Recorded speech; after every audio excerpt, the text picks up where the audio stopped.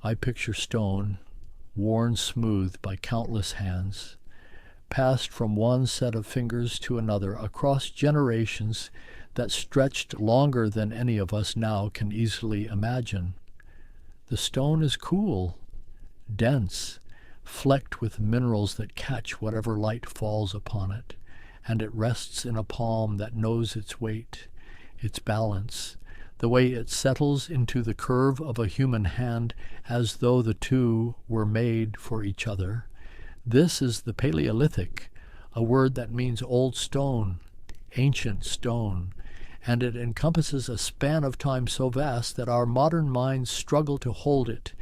More than 2.5 million years, from the first crude tools shaped by early human ancestors to the ending of the last ice age, when glaciers finally retreated and the world began to warm into something we might recognize. I find myself thinking about duration, about the incomprehensible length of human experience contained within that single era. If we were to walk backward through time at the rate of 1 year per step, we would need to walk thousands upon thousands of miles before reaching even the tail end of the Paleolithic, and millions more to find its beginning.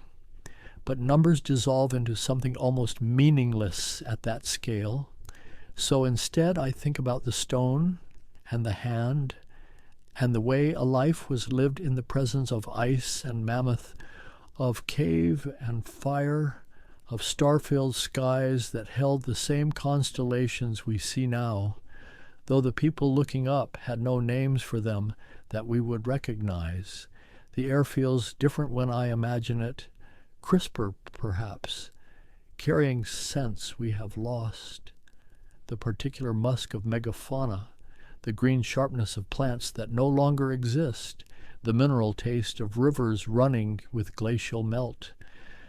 I see small groups of people, 20 or 30 perhaps, moving through a landscape that shifts with the seasons, following patterns established over lifetimes, over hundreds of lifetimes, their knowledge carried not in writing but in memory, in demonstration, in the careful watching of children as their parents shape stone, prepare hide, read the signs of weather in cloud formations and wind direction.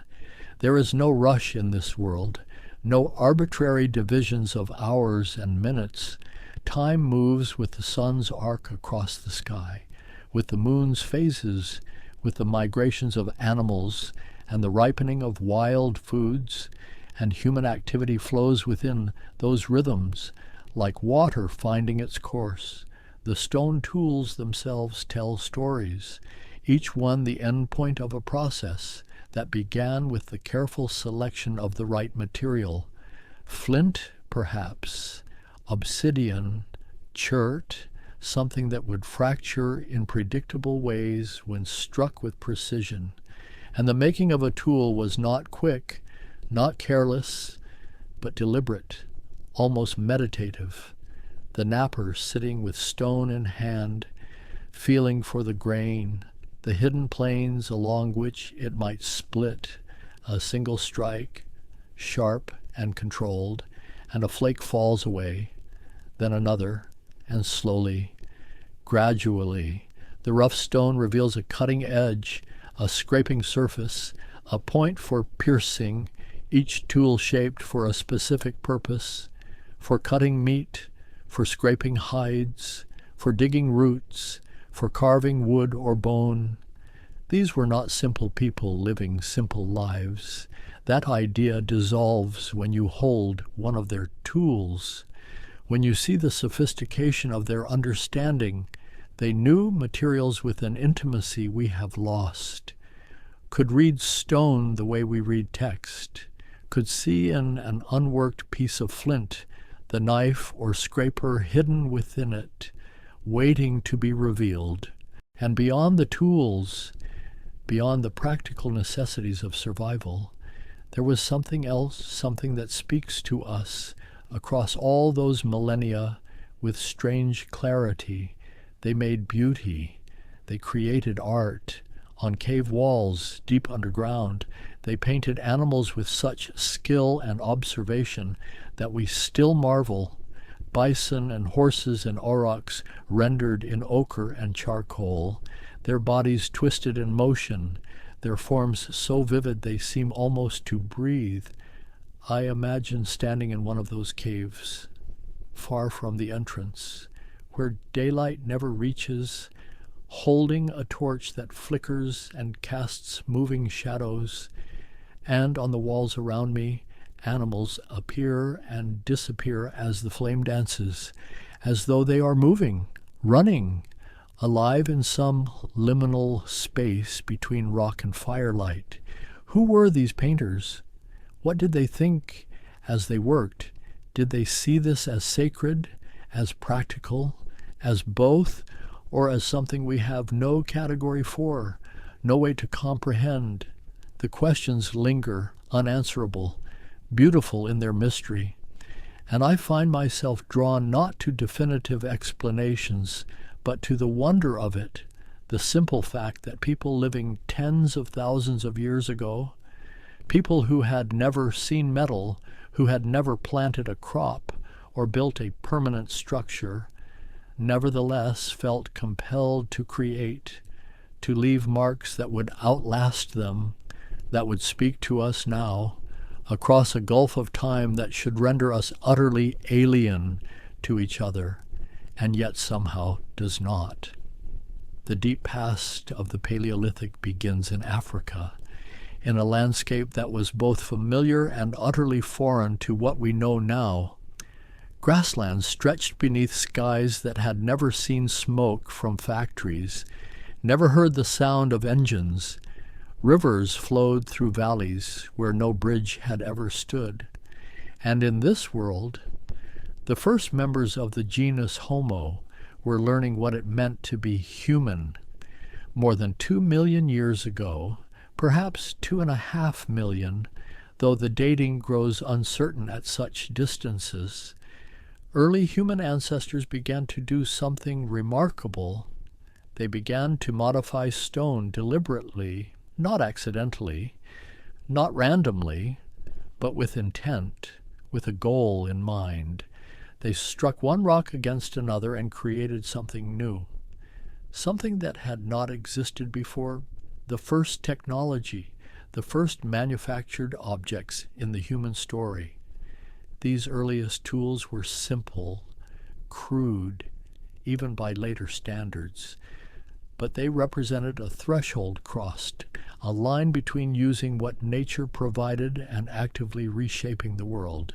The tools are called Oldowan, named for Olduvai Gorge in Tanzania, where they were first recognized, and they consist mostly of sharp flakes struck from larger stones, and the cores from which those flakes were removed, basic, functional, effective.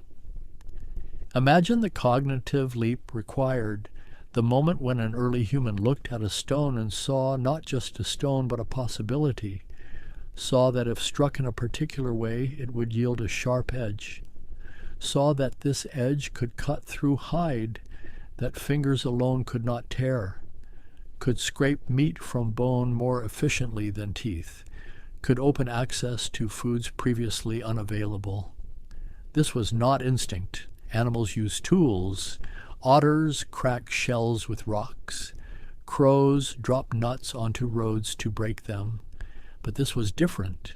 This required planning, foresight, the ability to hold in mind an object that did not yet exist, and then bring it into being through a sequence of deliberate actions. And once begun, the tradition continued, parent to child, generation to generation. The knowledge of stoneworking passed along through demonstration and practice. A young one watching an elder, seeing the angle of the strike, the force required, the way to read the stone's surface for the best point of impact. Time moved slowly in those early millennia. Change occurred across spans we can barely conceive. Tens of thousands of years might pass with tool technology remaining essentially stable, the same forms repeated, the same techniques employed, because they worked, because they were sufficient for the lives being lived, and there was no imperative for constant innovation, no competition driving rapid change. The people making these tools were not quite like us. Homo habilis, handyman, with brains larger than earlier hominins, but still smaller than ours, or Homo erectus, upright man, who would eventually spread out of Africa and into Asia, carrying stone tool technology across continental distances, walking slowly, generation by generation, following food sources and favorable climates, and as they moved, as populations spread and time accumulated, the tools evolved, became more sophisticated, more refined.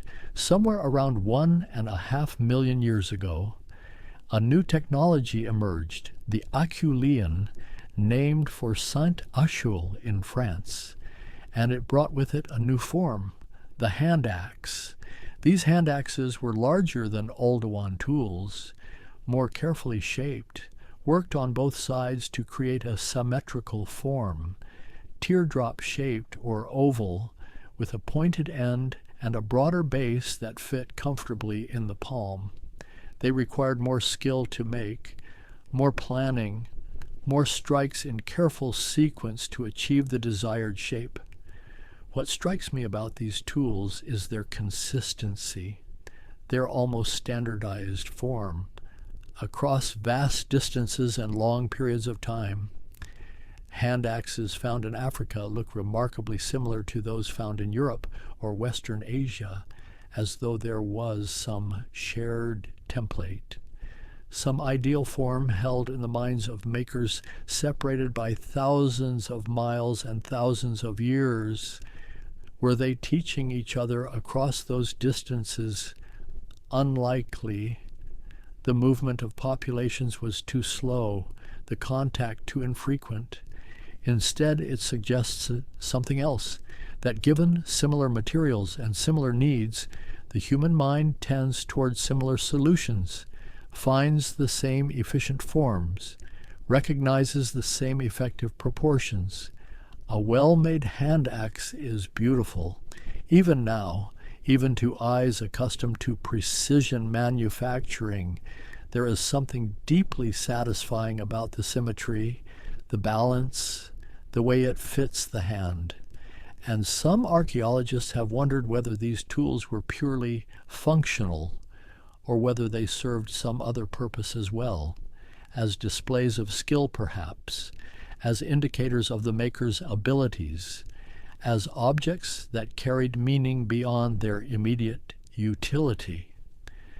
The people of the Acheulean were living lives that revolved around movement, following animal migrations, tracking seasonal abundances of plant foods. They were hunter-gatherers in the truest sense, though we must be careful with the term hunter, because the archaeology suggests that much of their meat came from scavenging, from finding the kills of large predators and using stone tools to access parts of the carcass that other scavengers could not, breaking bones to reach the rich marrow inside, cutting away meat before the lions or hyenas returned. Fire appears in this story, though exactly when remains debated. Evidence of controlled fire use extends back perhaps 1 million years, maybe more, and it would have changed everything, provided warmth on cold nights, offered protection from predators who feared the flames, and most importantly, transformed food, made it more digestible, safer, allowed access to nutrients that raw food could not provide. I think about the first fire, not the first wildfire sparked by lightning, but the first fire deliberately maintained by human hands, the careful feeding of fuel, the guarding of embers, the knowledge that this precious thing must not be allowed to die, because making fire from scratch was still perhaps beyond their abilities, so a fire once obtained, whether from a natural source or another group, had to be kept alive, carried from camp to camp, protected like the treasure it was.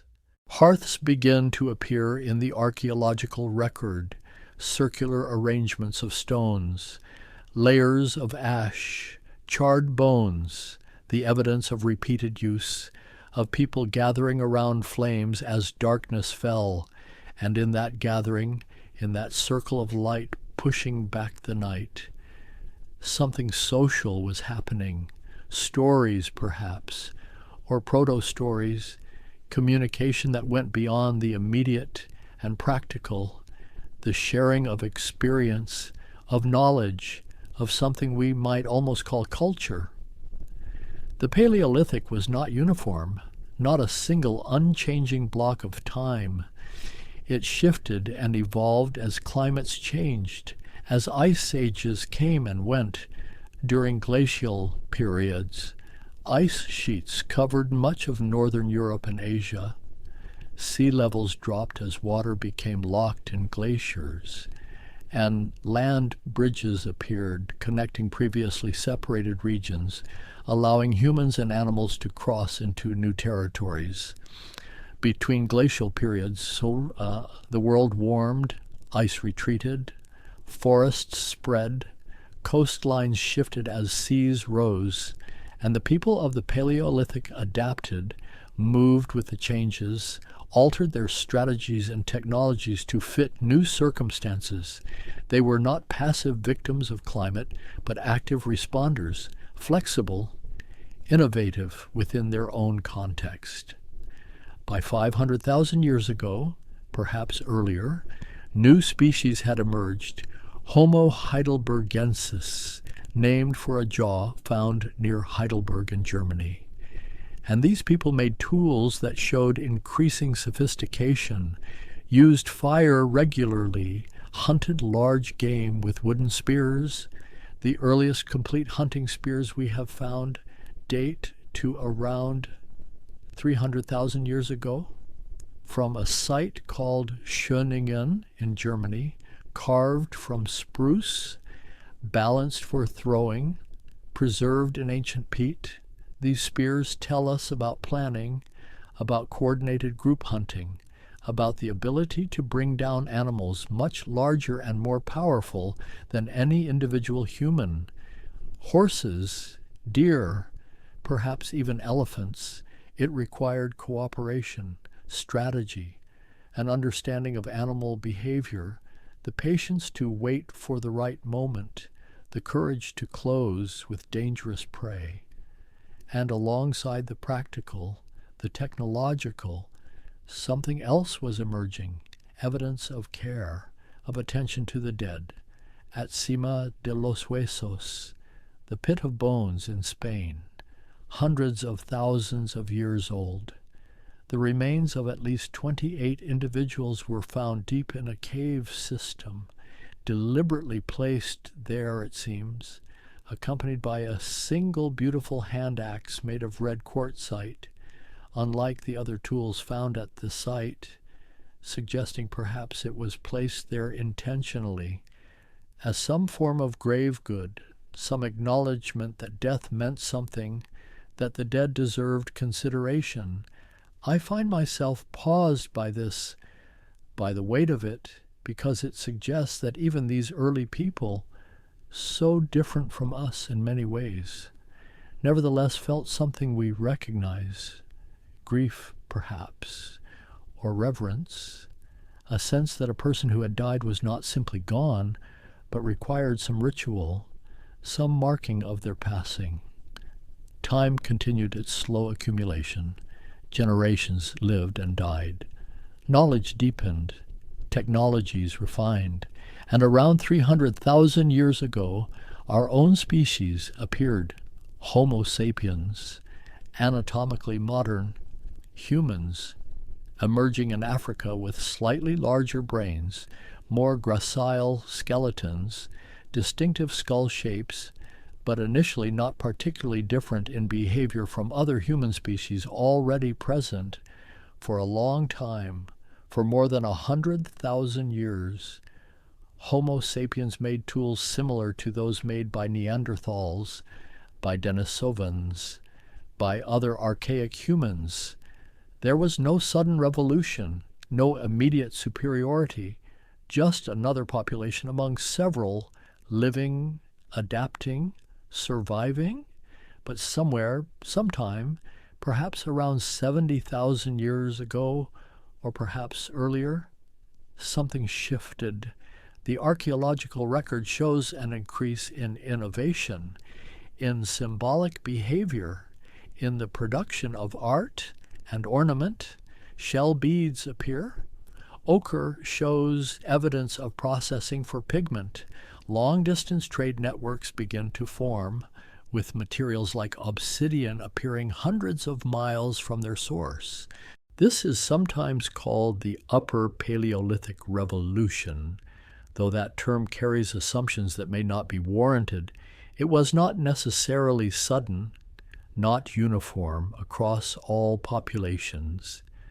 But something was changing. Human culture was elaborating, becoming more complex, more varied, more recognizably modern in its expressions. And yet, even with all this change, with all this growing complexity, the fundamental patterns of life remained. People still moved with the seasons, still followed game, still gathered plant foods, still shaped stone into tools, still sat around fires as night fell and the stars emerged overhead, living lives that to them were not primitive or simple, but full, complete, the only lives they knew or could imagine. The daily rhythm of Paleolithic life moved with a slowness that our modern minds find difficult to inhabit. There was no separation between work and life, between productive time and leisure, between the sacred and the mundane. Everything flowed together in a continuous stream of activity dictated by necessity, by opportunity, by the endless cycle of seasons. Morning arrived with gradual light, the sky shifting from black to deep blue to pale gray, and people stirred from sleep in whatever shelter they had constructed. Caves, when available, though caves were not as common as we sometimes imagine. More often it was temporary structures, frameworks of branches covered with hides, simple windbreaks of piled stone, whatever provided protection from wind and rain and the cold that came with nightfall. The fire from the previous evening might still hold embers, carefully banked before sleep, covered with ash to preserve the coals through the dark hours, and the first task of morning was often to coax those embers back to flame, adding dry grass, small twigs, blowing gently to encourage the oxygen flow, watching as smoke rose, and then, finally, a small flame caught and grew.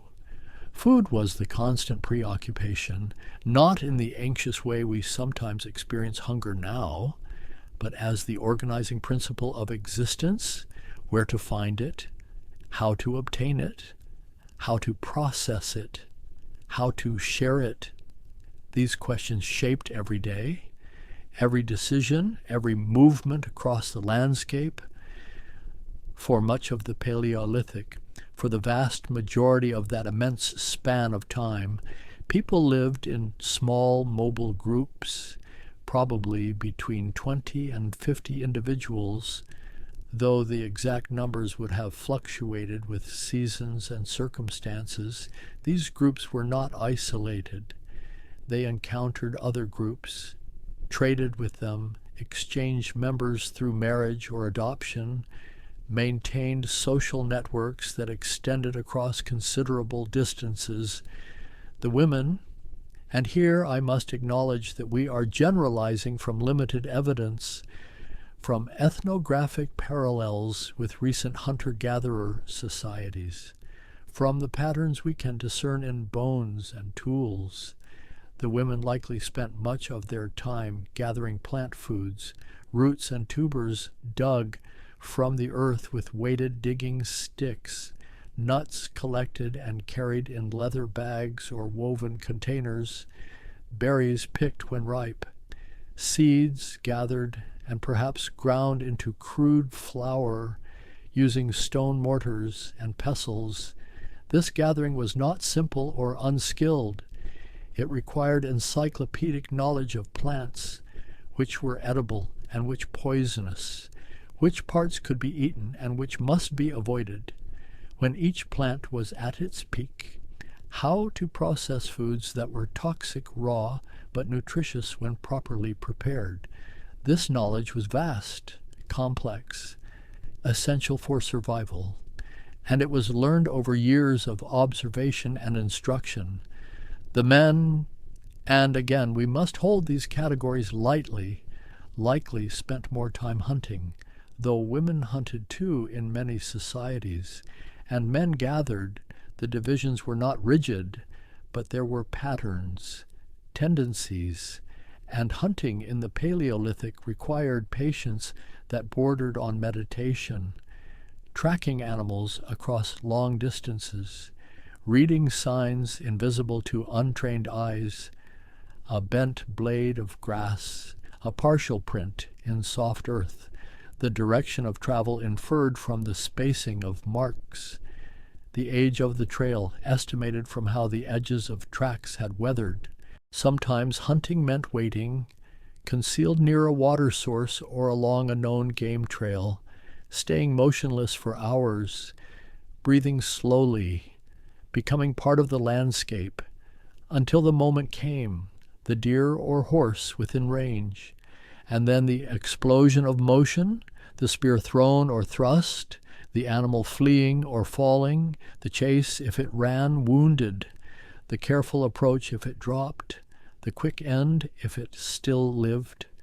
But hunting was uncertain, dangerous, often unsuccessful, and the gathered foods, the roots and nuts and seeds, these provided the stable foundation of the diet, the reliable calories that kept people alive when hunting failed, as it often did, for days or weeks at a time.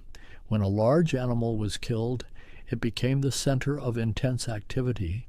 Butchering had to happen quickly before scavengers arrived. Before the meat began to spoil, stone tools came out, the carefully maintained knives and scrapers, and the animal was systematically dismantled, hide removed in large sections, meat cut from bones, organs extracted and distributed, nothing wasted, everything used. The liver might be eaten immediately, raw and warm, rich with nutrients, the tongue, the brain, delicacies that would not keep, shared among those present, according to complex rules of distribution that varied from group to group but always existed, always governed who received what, who got the choicest portions, who was obligated to share with whom. Bones were cracked open for marrow, the rich fatty substance inside scooped out and consumed, providing calories and nutrients impossible to obtain otherwise. Tendons were carefully removed and set aside. They would be dried and used as cordage, as thread for sewing hides, as backing for composite tools. The hide itself was precious. It required days of work to transform from raw skin to usable leather. First, it had to be cleaned, scraped free of fat and tissue, using specialized stone scrapers, held taut by several people or pegged to the ground, the scraper drawn across the surface again and again, removing every trace of meat, every bit of membrane.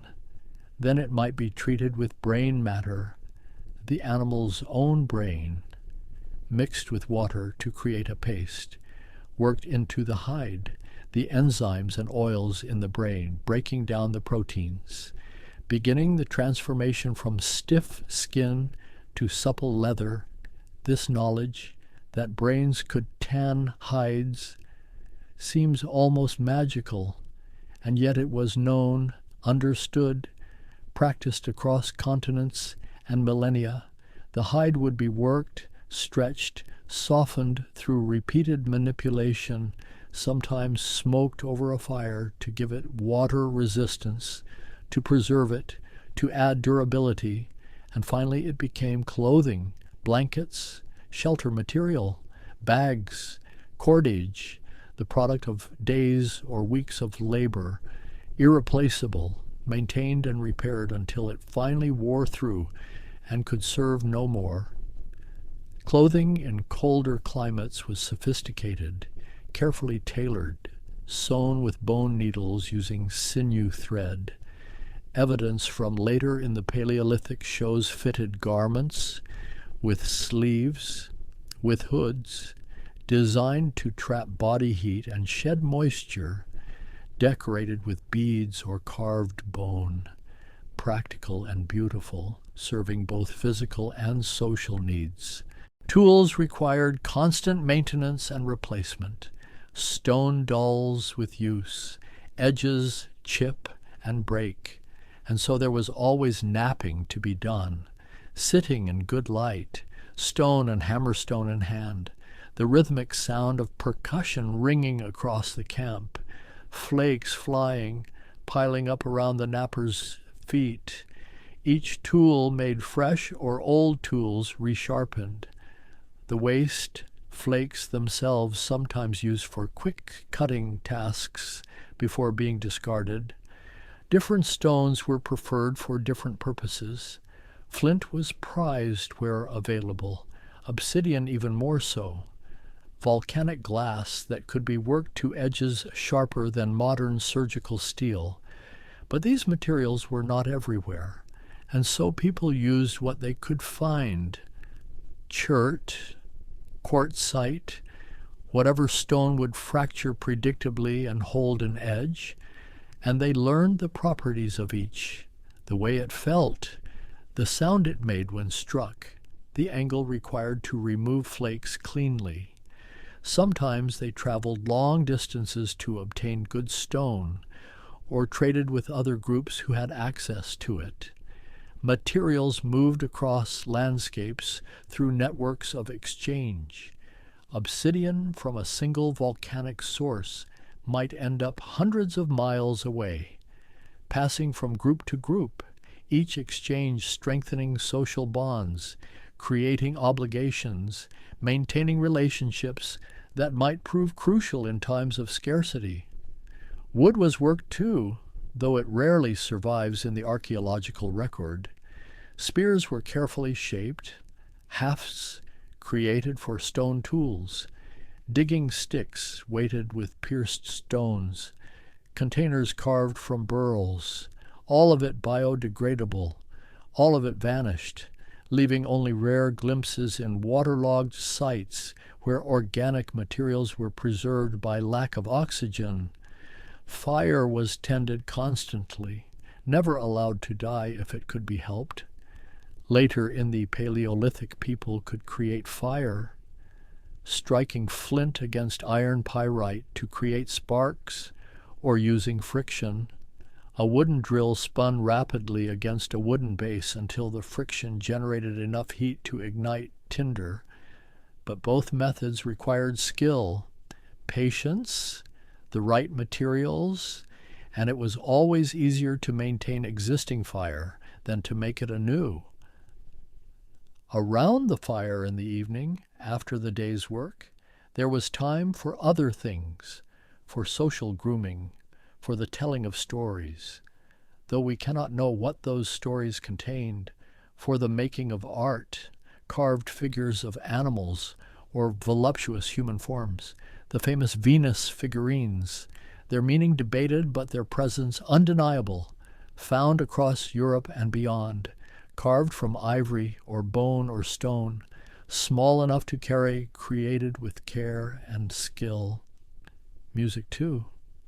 Bone flutes have been found, carefully drilled with finger holes, capable of producing multiple notes. able to carry melody, and we must imagine the sound in the darkness, simple tunes perhaps, or complex ones, we cannot know. But the presence of music seems certain, the human voice raised in song, hands clapping rhythm, feet stamping, the universal expressions of culture, finding form even in the deep past. Children were present in all of this, learning through observation and participation, a child watching a parent knap stone, trying it themselves with small pieces, learning through failure and guidance, a child following adults on gathering expeditions, learning to identify plants, to know what was safe, to understand the landscape. Childhood in the Paleolithic was likely both freer and more dangerous than our modern version. Free in that children were not separated from adult activities, not excluded or protected from the realities of survival, but dangerous because injury and illness that we can easily treat were often fatal, and predators were real threats, not hypothetical dangers. The landscape itself was different, populated with megafauna we can barely imagine, mammoths moving in herds across the tundra, woolly rhinoceros, cave bears massive beyond modern bears, cave lions, giant deer with antlers spanning 12 feet, saber-toothed cats in some regions and times. The Paleolithic world was crowded with large animals, and humans were not yet the dominant species. Just one among many, clever and adaptable, but not yet in control. Seasons governed everything. In the far north, where Ice Age glaciers advanced and retreated, summers were brief but intensely productive. Plants grew rapidly. Animals migrated north to feed on the abundance, and humans followed, taking advantage of the seasonal plenty, hunting, gathering, preparing for the winter that would inevitably come. Winter was survival. Stores of dried meat, smoked fish, nuts gathered during autumn and cached in cool, dry places. And still there was hunger, times when food ran low, when hunting failed, when the stored foods proved insufficient, and people grew thin, relied on their fat reserves, on their knowledge of marginal foods, on anything that could provide calories. In warmer regions, the seasonal variation was less extreme but still present. Rainy seasons and dry seasons, times of abundance and times of scarcity, migrations following the patterns. Coastal populations might exploit sea resources, shellfish gathered from tidal zones, fish caught in weirs or with hooks carved from bone, seals hunted on beaches. Different strategies, different knowledge, but the same fundamental pattern of life, mobile, responsive, deeply embedded in the cycles of the natural world. Around 40,000 years ago, give or take a few millennia, something remarkable began to happen in Europe.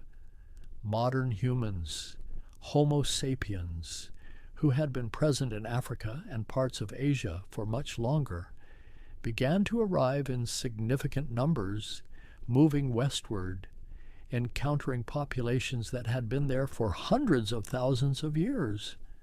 The Neanderthals, who were not the brutish creatures of early imagination, but sophisticated people with their own technologies, their own cultures, their own ways of being human.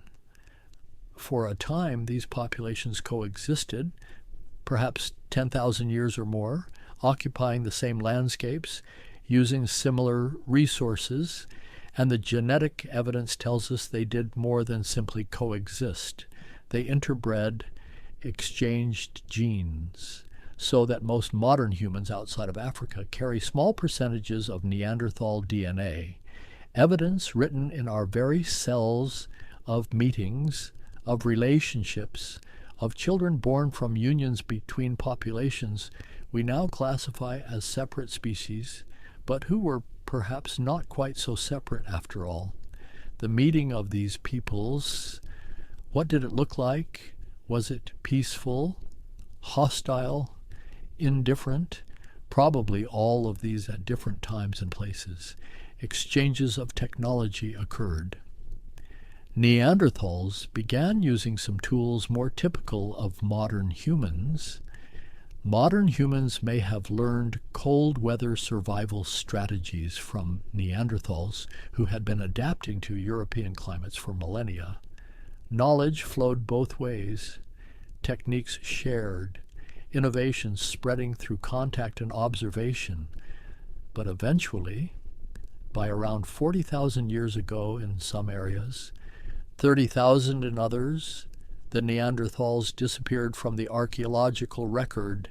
Their populations dwindled. Their distinctive tools ceased to be made. Their genes persisted only as small fractions in the genomes of other humans, and the reasons remain debated.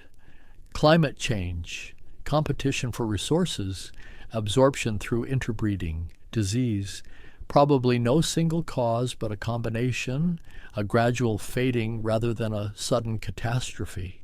And with their departure, Homo sapiens became the only human species, the sole survivors of a genus that had once been diverse, that had included many forms, many experiments in how to be human, all gone now except us, carrying forward alone into the future.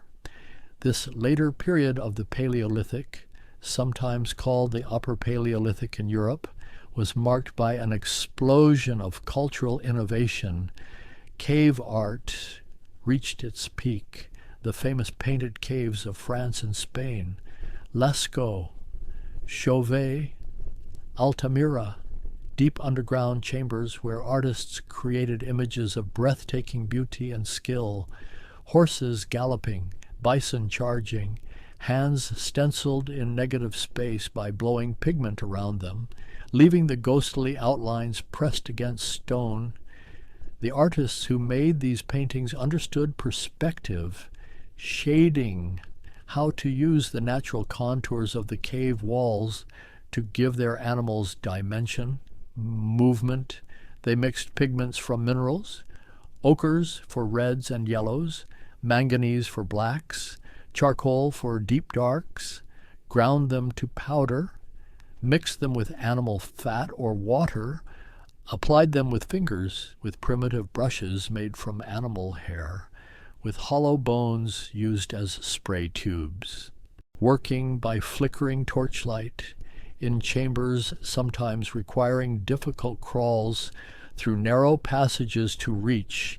They created galleries that still astonish us, still move us, the same images viewed tens of thousands of years apart, carrying meaning across an abyss of time we can measure but not truly bridge. Why they made these paintings remains mysterious.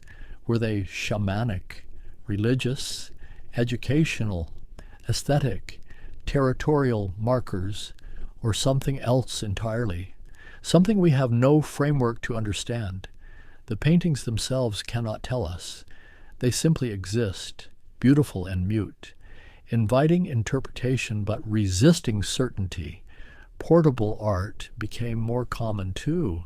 Carved figurines, decorated tools, bone carved with elaborate geometric patterns or images of animals, ivory beads strung into necklaces, shells pierced for suspension, brought from coastal areas far inland, traded over long distances, valued for their beauty, their rarity, their symbolic weight. Musical instruments became more sophisticated, flutes carved from bird bones, mammoth ivory, producing clear notes, capable of melody, and we must imagine the sound carried on the wind, echoing in caves, accompanying ceremonies we cannot reconstruct, marking moments of significance, celebration, mourning, transition. Burial practices became more elaborate, bodies placed in graves with care, arranged in particular positions, accompanied by objects, tools, ornaments, ochre sprinkled over the deceased, the red powder perhaps symbolizing life, blood, vitality, or simply beautiful, or both, or neither, the symbolic content forever uncertain, but the care itself undeniable. Some burials were especially rich, individuals interred with many objects, suggesting perhaps that social differentiation was increasing, that some people held special status, were recognized as leaders, shamans, skilled craftspeople, or were simply beloved, honored, mourned with particular intensity. Tool technology continued to evolve. Blades became longer, more standardized, struck from carefully prepared cores, creating multiple cutting edges from a single piece of stone. Efficient, elegant, a sophisticated understanding of stone's properties.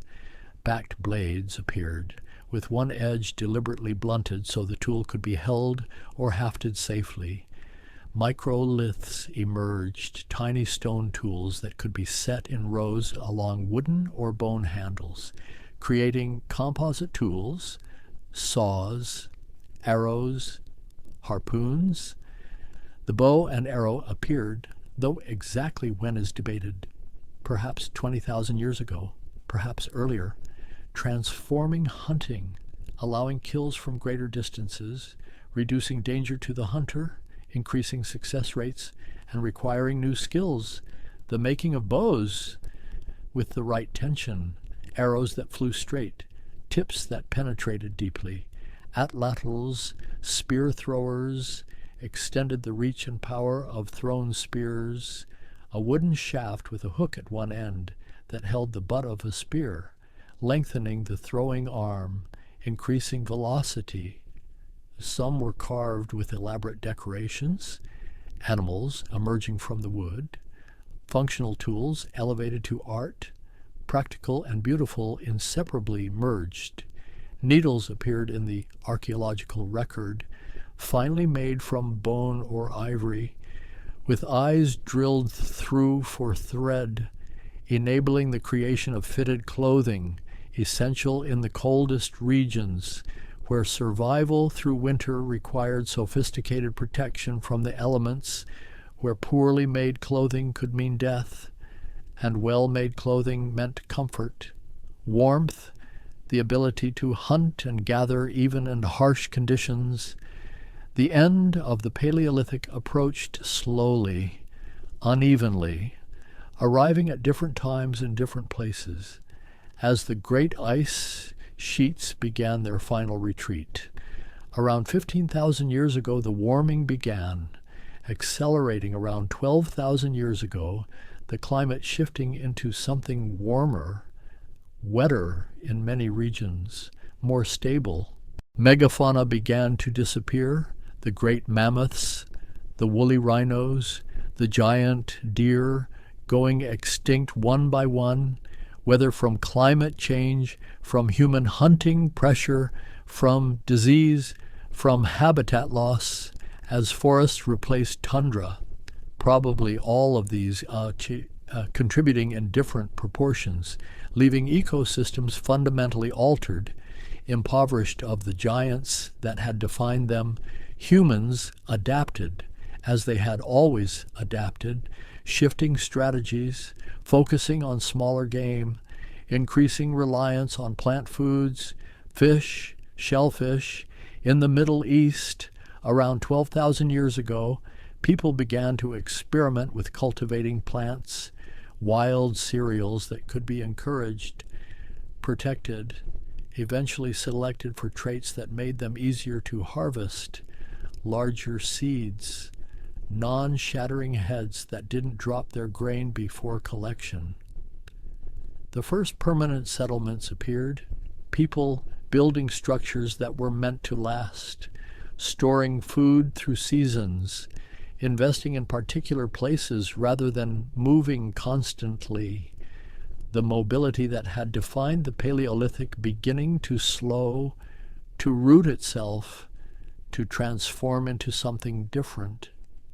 Around 11,600 years ago, the Younger Dryas, a brief return to colder conditions, challenged these emerging agricultural communities, but they persisted, adapted, and when the cold released its grip and warmth returned, farming spread, villages grew, population increased, and the Paleolithic, that immense span of human time, began to fade into something new. The transition was not sudden, not uniform.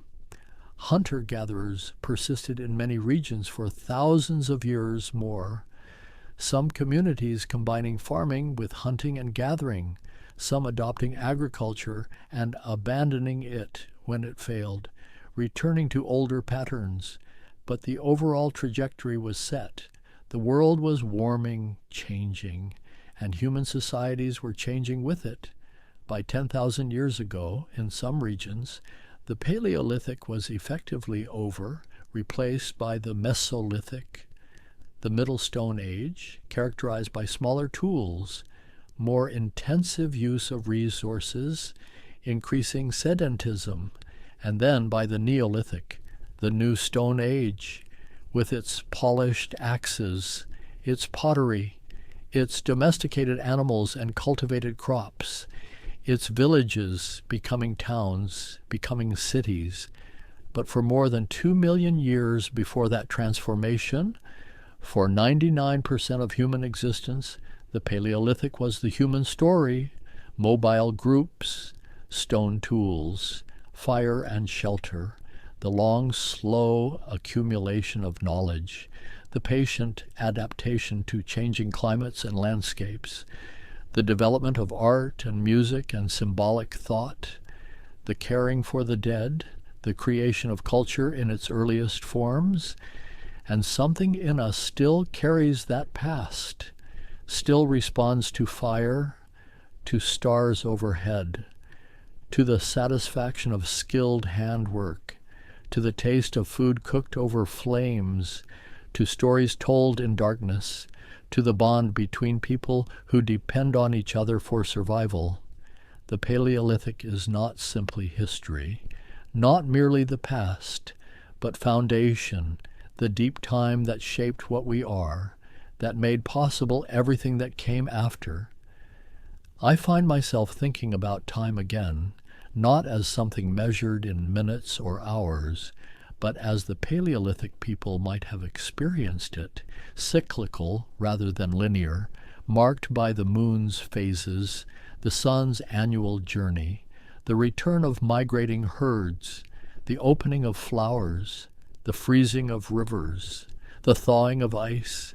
Each year was not merely a repeat of the previous, not identical, but similar enough that knowledge accumulated, patterns recognized, an unusually cold winter remembered, a year when the berries were particularly abundant. The summer, the great herd took a different route, all held in memory, passed along in stories, becoming the collective wisdom of the group. And within that cyclical time, there was deep time, the sense that things had always been this way, that ancestors stretching back beyond counting had lived these same rhythms, made these same tools, followed these same paths. The weight of tradition must have been enormous, not oppressive necessarily, but grounding, stabilizing, a reassurance that the ways that had worked before would work again. Innovation happened, obviously. The archaeological record proves it, but slowly, gradually, a slight modification to a tool design, adopted, refined, eventually becoming standard, then modified again generations or centuries later, change accumulating in layers so thin that no single lifetime would have noticed much difference. And yet, over millennia, the transformation was profound. What did they think about these people as they sat by fires or walked across grasslands?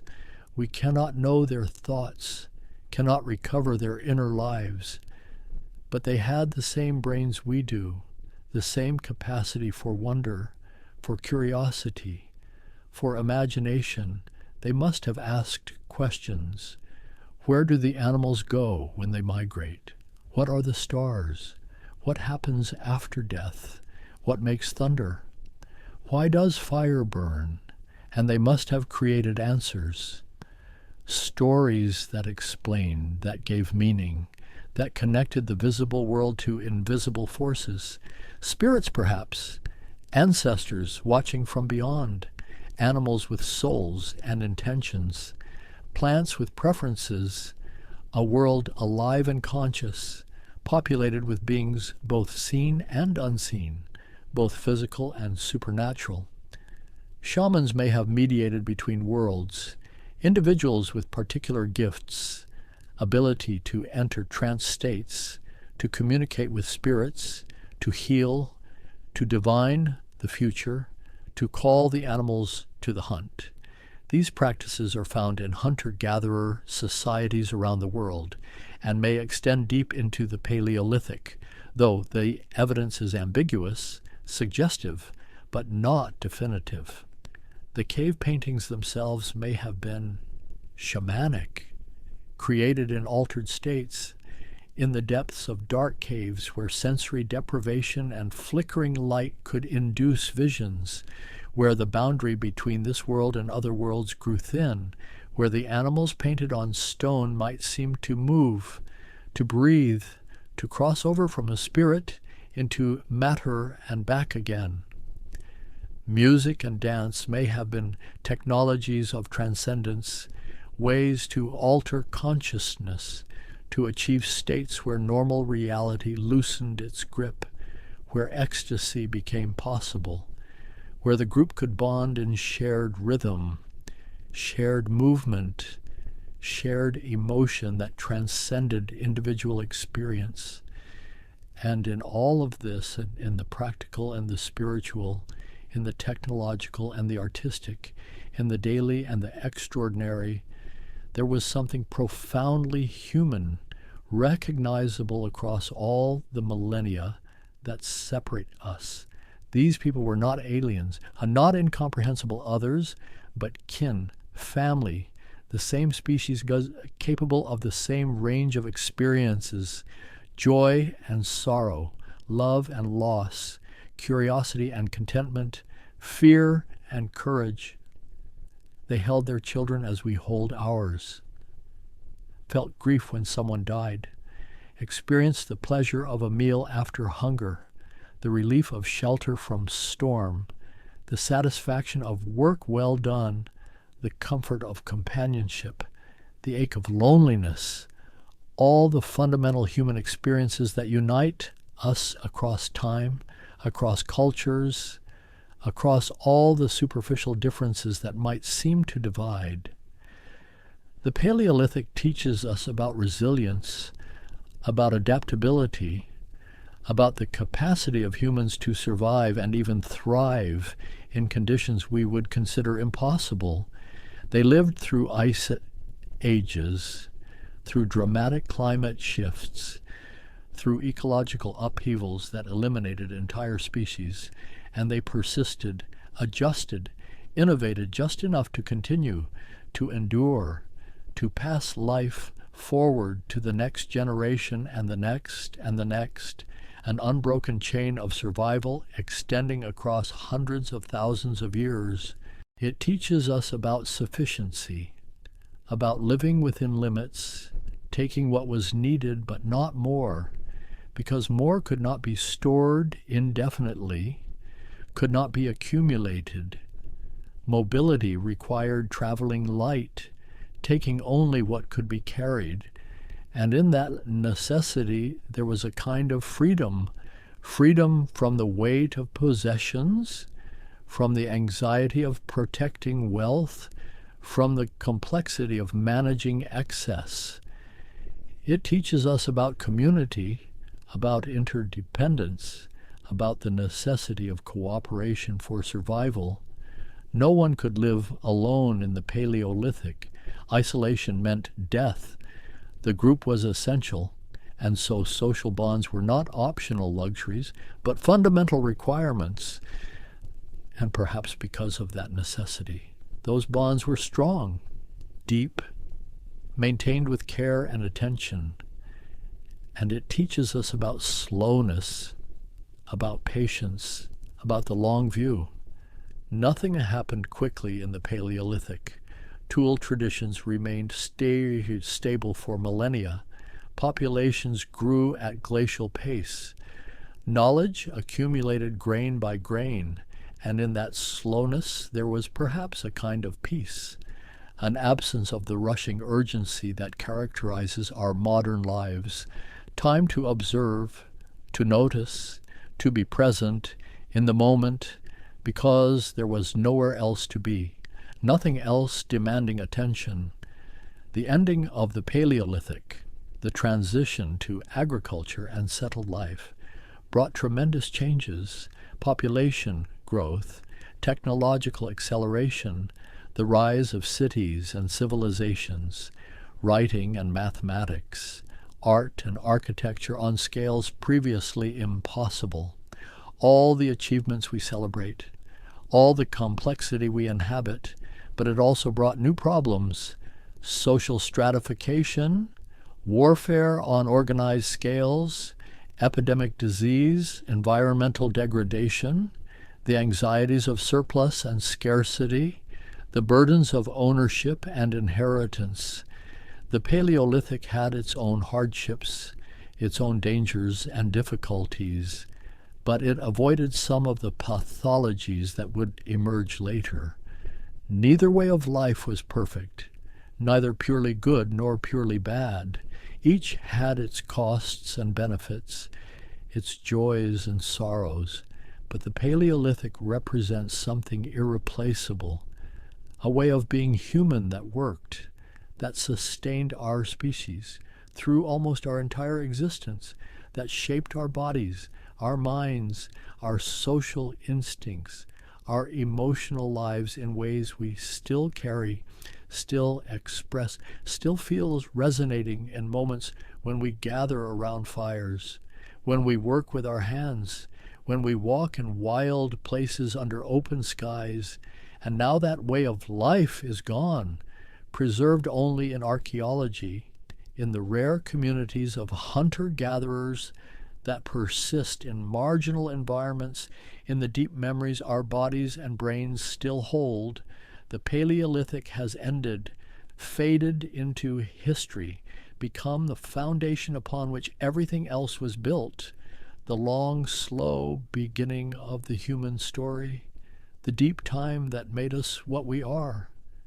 I think of the stone again, the one I began with, cool and dense and shaped by careful hands, resting in a palm that knew its weight. And I imagine all the hands that held stones like it, across all those millennia, millions of hands, billions of moments, each one holding the same fundamental reality, the need to survive, the desire to continue, the hope that tomorrow would come and bring with it another chance to live, to love, to endure. The fire burns low now in this imagined scene, the flames reducing to coals, the light dimming, the shadows deepening, and around the last warmth of the hearth, people settle into rest, their day done, their work completed as much as it can be, knowing tomorrow will bring its own tasks, its own challenges, its own small victories. The stars overhead continue their slow wheel, the same stars the Paleolithic people watched, turning through the same patterns, marking time on a scale that makes even the Paleolithic seem brief, and under those stars, in darkness, held back by dying embers, the long story continues, breath by breath, generation by generation, carrying forward into futures unknown and unknowable. The stone rests, waiting, patient, knowing nothing but its own solidity, its own endurance. And in that simple persistence there is something profound, something that needs no words, no explanation, only acknowledgement, only the quiet recognition that it was here, that they were here, that the long, slow story of stone and hand and fire actually happened, actually was, actually laid the foundation for everything that followed, including this moment, this reflection, this gentle fading into silence.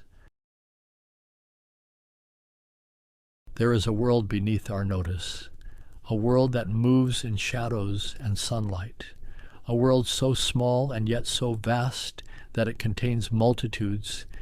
And tonight we step into that world, not as giants, but as quiet observers, watching, listening, noticing the intricate machinery of life that unfolds on scales almost too small to see. Imagine a meadow somewhere distant and quiet, where the grass grows tall and soft, where wildflowers bloom in scattered patches of color, purple and yellow and white, and where the air hangs thick with the scent of earth and pollen. This meadow exists beyond the reach of cities, beyond the hum of traffic and the glow of screens. And in this meadow, time moves differently, measured not in hours or minutes, but in the opening of petals, the arc of the sun, the slow unfurling of wings. We are here to witness something extraordinary, something that has been happening for hundreds of millions of years, long before humans walked upright, long before we built our first shelters or spoke our first words. We are here to observe the insects, those six-legged architects of the natural world, those tiny engineers and gardeners and hunters whose lives unfold in a complexity that rivals our own. The word itself, entomology, comes from the ancient Greek entomon, meaning that which is cut in sections, a reference to the segmented bodies that define these creatures. 3 parts joined together, head and thorax and abdomen, each section a marvel of biological engineering. And the study of these beings, the science of entomology, is the study of persistence, of adaptation, of survival against impossible odds. In this meadow, if we lower ourselves down to where the grass stems tower like trees, we begin to see them.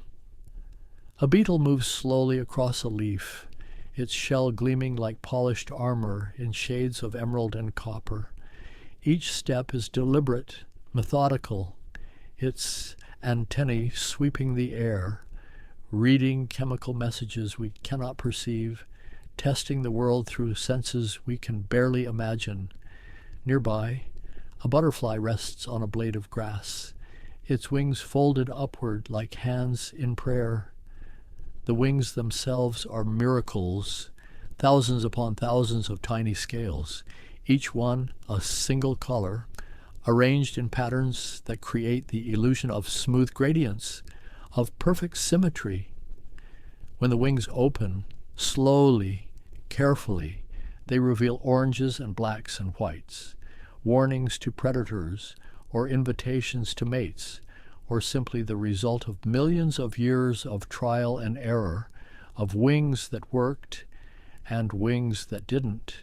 The air above the meadow shimmer with motion.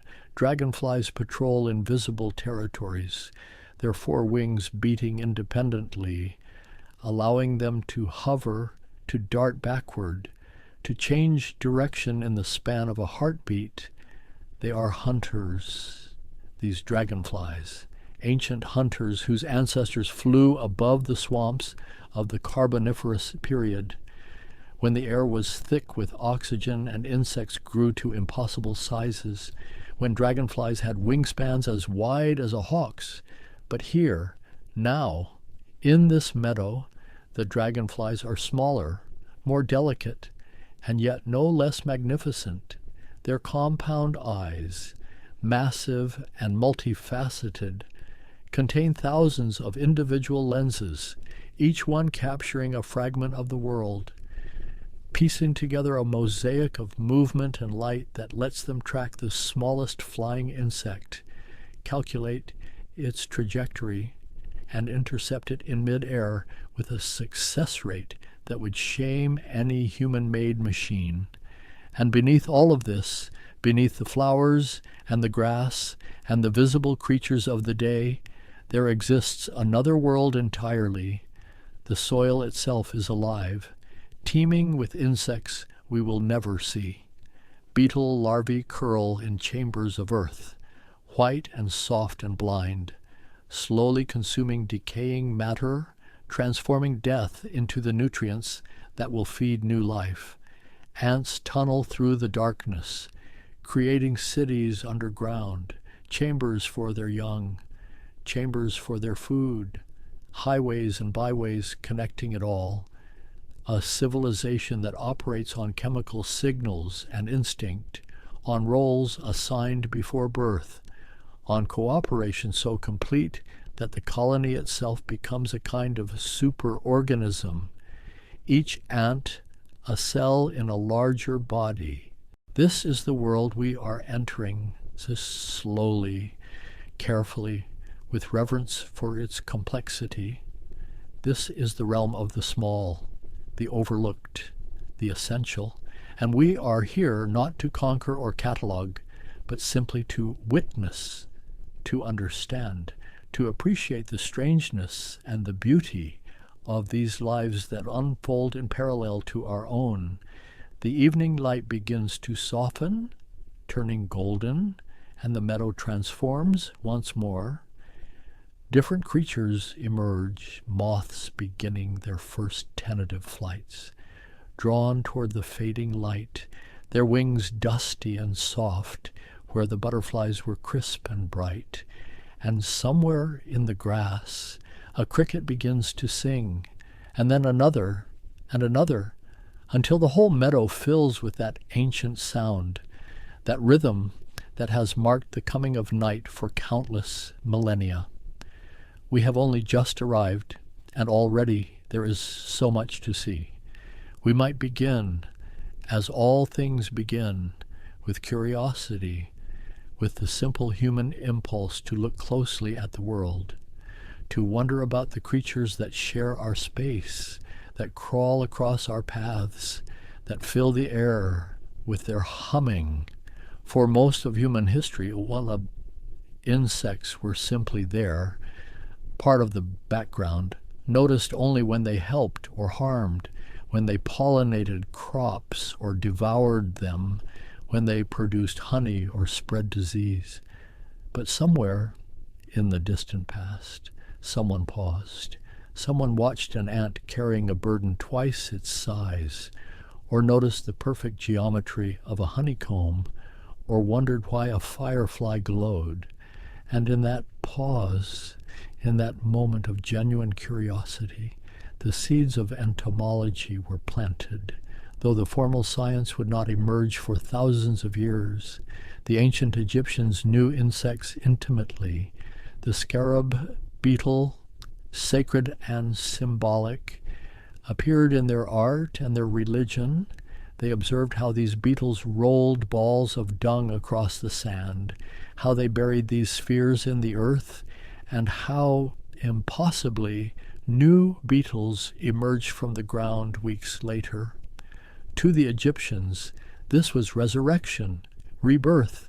The beetle became a symbol of the sun god Ra, rolling the sun across the sky just as the beetle rolled its precious cargo across the desert. They could not have known, these ancient observers, that the female beetle was laying eggs in that ball of dung, that the larvae would feed and grow in that buried nursery. That metamorphosis would transform the grub into the gleaming adult. They saw only the mystery, the miracle, and they wove it into their understanding of the cosmos. The ancient Greeks turned their philosophers' minds to insects as well. Aristotle, in the 4th century before the Common Era, examined insects with the same careful attention he gave to all living things. He dissected them, studied their structures, tried to understand their purpose in the natural order. In his History of Animals, he described bees and their societies, noting the presence of a leader bee, what he called the king, though we would later discover the ruler of the hive was always a queen. Aristotle believed insects were simpler creatures, born not from eggs or live birth, but from spontaneous generation, from rotting meat or morning dew, from the earth itself. It was an understandable error. When maggots appeared on dead flesh, seemingly from nowhere, what else could one conclude? The truth, that flies laid invisible eggs, that life always came from life, would take nearly 2,000 years to prove conclusively. Still, Aristotle's work mattered. He established the idea that insects were worthy of study, that their small lives contained lessons about the natural world. He noticed the metamorphosis of butterflies, the organization of ant colonies, the construction of spider webs. Even if he misunderstood their origins, he recognized their complexity. The Romans inherited this curiosity. Pliny the Elder, in his massive natural history, compiled everything known about insects in the 1st century of the Common Era. He described silkworms, those caterpillars whose cocoons produced the most prized fabric in the ancient world. He wrote of bees and their honey, of locusts and their devastating swarms, of the purple dye extracted from certain sea snails. His work was less scientific than Aristotle's, more encyclopedic, a gathering of facts and folklore, truth and superstition mixed together, but it preserved knowledge, kept it alive through centuries of change. And then, for a long time, the careful study of insects seemed to pause. The medieval period brought other concerns, other focuses. Insects appeared in bestiaries, those illuminated books of beasts, but they were usually symbolic, moral lessons dressed in 6 legs and wings. The ant represented industry. The spider represented the devil's snares. The butterfly represented the soul. They were metaphors more than subjects of genuine inquiry. But beneath the surface of formal learning, knowledge continued. Farmers understood the rhythms of insect life, knew when the locusts might come, when to expect the beetles that ate their grain. Beekeepers developed sophisticated methods for managing hives, for harvesting honey without destroying the colony, for understanding the cycles of swarming and the seasons of plenty. This was practical entomology, born of necessity, passed down through generations, not in books, but in practice, in observation. In the slow accumulation of working knowledge, the Renaissance changed everything, slowly at first, then faster. The printing press meant knowledge could spread, could be shared and debated and built upon. The development of better lenses, of early microscopes, meant the small world could be magnified, revealed, seen in detail that would have seemed magical to earlier generations. In 1665, a man named Robert Hooke published a book called Micrographia. It contained illustrations of insects and other small creatures as seen through his compound microscope. The drawings were extraordinary. A flea appeared as large as a cat, every segment of its body visible, every hair, every joint, the compound eye of a fly, shown in exquisite detail, revealed the truth of how insects saw the world, not through single lenses like our own, but through hundreds of tiny facets, each one an eye unto itself. Hooke's work did something revolutionary. It made the invisible visible. It proved that insects were not simple, not primitive, but complex beyond imagining, that a creature smaller than a fingernail could contain structures as intricate as any found in larger animals. The book became a sensation. People who had never thought twice about insects suddenly wanted to look closer, to see for themselves these hidden wonders. At the same time, across Europe, naturalists were beginning to challenge old assumptions. Francesco Redi, an Italian physician, performed experiments in the 1670s that finally disproved spontaneous generation, at least for larger organisms. He placed meat in jars, some covered with gauze, some left open. The open jars produced maggots. The covered jars did not. The conclusion was inescapable. The maggots came from flies, from eggs laid by flies, not from the meat itself. It seems obvious now, but at the time it was radical. It meant that every insect, every living thing came from parents, from eggs or live birth, from an unbroken chain of life stretching back through time. It meant the world was even more orderly, more knowable than previously thought. Jan Swammerdam, a Dutch naturalist, took this further. He spent his short life. He died at 43, studying insect anatomy and development. He was particularly fascinated by metamorphosis, that seemingly magical transformation that turned caterpillars into butterflies, grubs into beetles. He dissected caterpillars at different stages, carefully, precisely, and discovered something remarkable. Inside the caterpillar, folded and compressed, the future butterfly already existed. The wings were there, miniature and crumpled, the legs, the antennae, all waiting. All metamorphosis did was allow these structures to unfold, to grow, to become functional. This challenged the idea that metamorphosis was a kind of rebirth.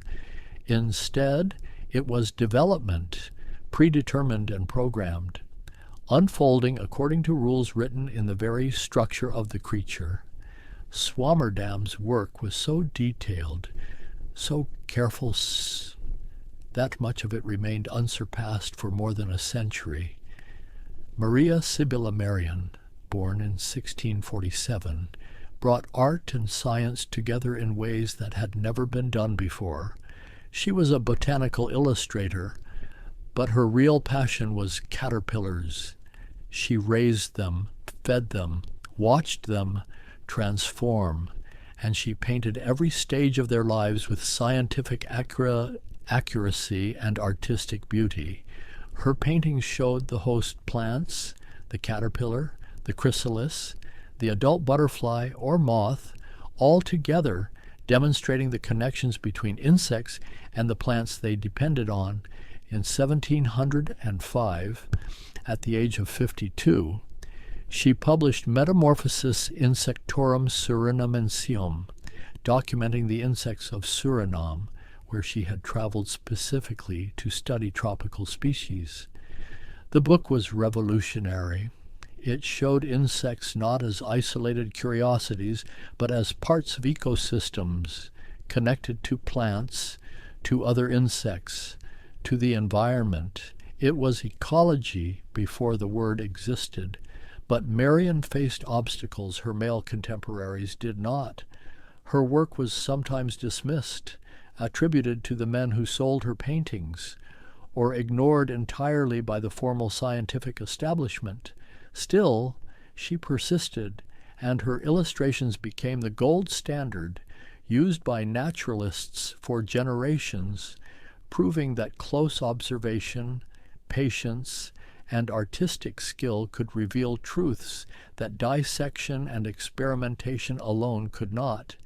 By the early 1700s, entomology was becoming a discipline.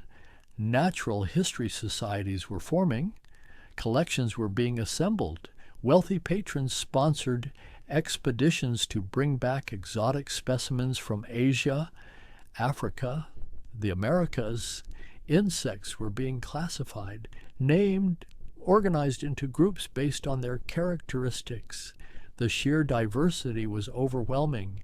Every expedition brought back hundreds of new species, thousands. There seemed to be no end to the variety of forms that insects could take. Carl Linnaeus, the Swedish botanist who created our modern system of taxonomy, included insects in his great work, Systema Naturae, first published in 1735. He grouped insects by their wing structures, by the number of wings, by whether those wings were hard or soft, covered or exposed. His system was imperfect. It grouped unrelated insects together based on superficial similarities, but it provided a framework, a common language that naturalists across Europe could use to communicate about what they were finding. The 1800s would bring even more better microscopes, the theory of evolution, a deeper understanding of insect life cycles and behaviors. But here, in these early centuries, the foundation was laid. The question had shifted from whether insects were worth studying to how best to study them, from what they symbolized to what they actually were. And in meadows and forests, in gardens and fields, the insects themselves continued their ancient patterns, oblivious to human observation, living out their brief lives with an efficiency and purpose that would inspire wonder in anyone who paused long enough to notice. The 19th century arrived with new tools, new ways of seeing, and an explosion of curiosity about the natural world that would transform entomology from a gentleman's hobby into a rigorous science. The Industrial Revolution was changing landscapes, factories rising, cities expanding, but it also brought precision instruments, better glass, microscopes that could reveal structures no human eye had ever witnessed. In laboratories across Europe, entomologists were discovering that insects possessed abilities that seemed to defy the laws of physics. The flea, that tiny pest, could jump more than 100 times its own body length. If a human could do the same, we would leap over skyscrapers.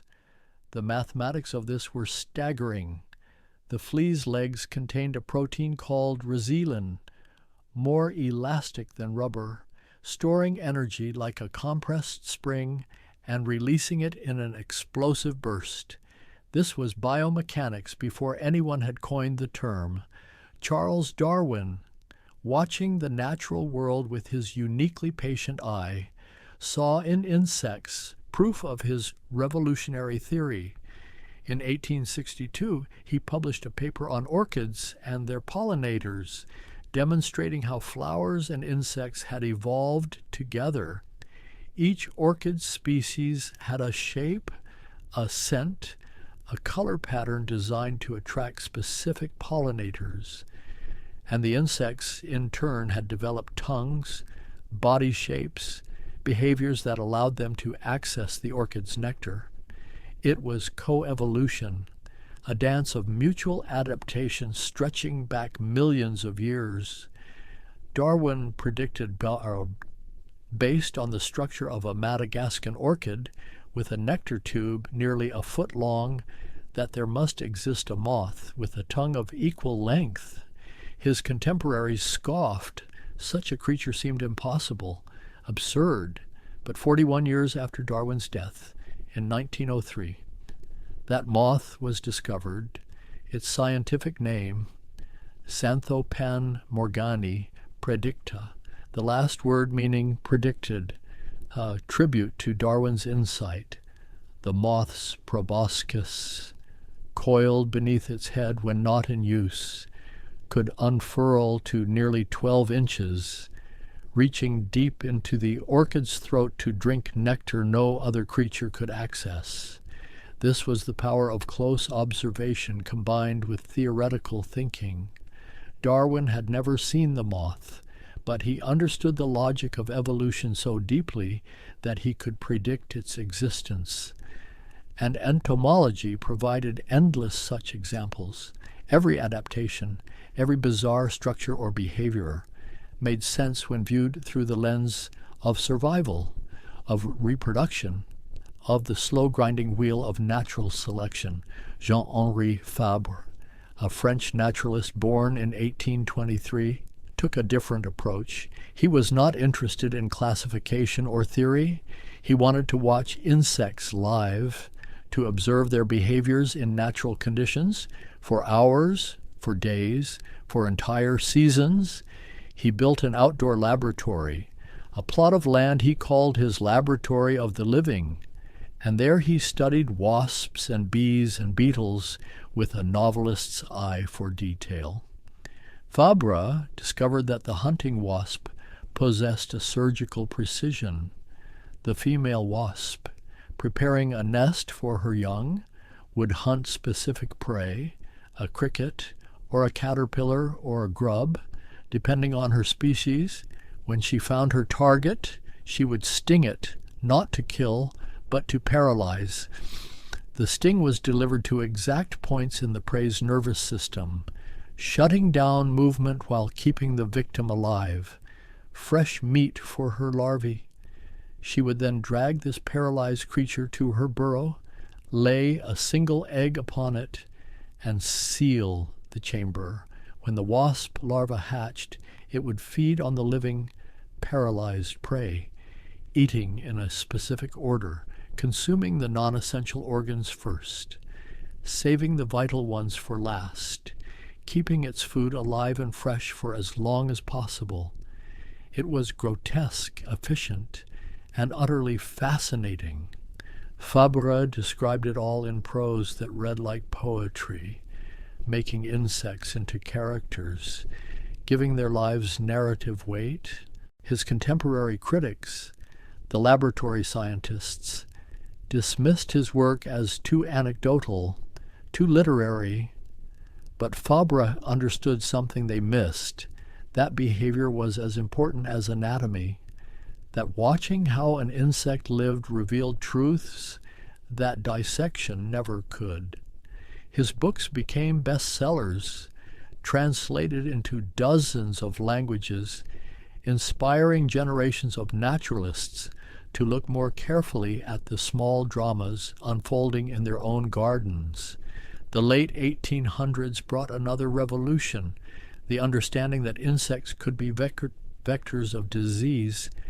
For centuries, people had known that swamps bred illness, that crowded cities suffered plagues, but the connection to insects was unclear.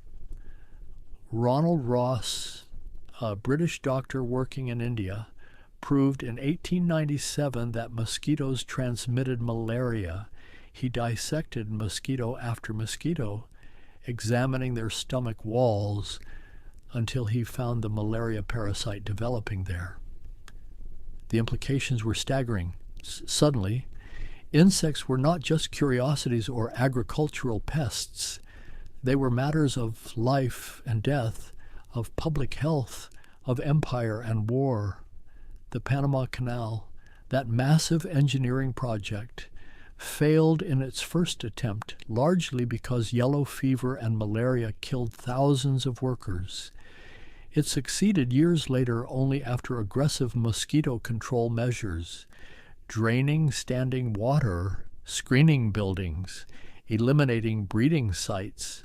Entomology became strategic, essential, funded by governments and military organizations.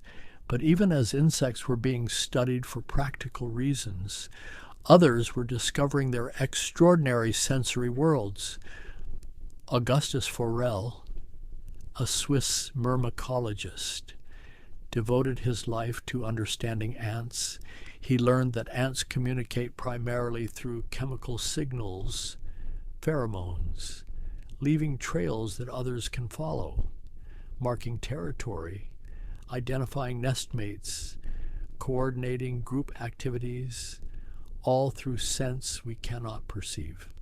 Forel discovered that if you draw a line through an ant trail with a substance that masks their chemical markers, the ants become confused, lost, their invisible highway erased, but within minutes they reestablish the trail, laying down new scent markers, rebuilding their communication network. He also found that different ant species use different chemical languages, that an ant from one species cannot understand the trails of another, even closely related species. Each colony, each species, operates on its own private frequency, its own secret code. Carl von Frisch, born in 1886, would take the study of insect communication even further. He spent decades studying honeybees, those master navigators and architects. He discovered that bees can see ultraviolet light, wavelengths invisible to human eyes, that flowers appear completely different to a bee, marked with patterns that guide them to nectar like runway lights guiding a plane. He proved that bees use the sun as a compass, that they can navigate even on cloudy days by detecting polarized light in the sky, and most famously, he decoded the waggle dance, that figure-8 movement a foraging bee performs when she returns to the hive. The dance is a map, a set of precise instructions. The angle of the dance relative to the vertical comb indicates the direction to fly relative to the sun.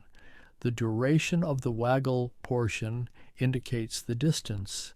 A dance lasting 1 second means the food source is about half a mile away.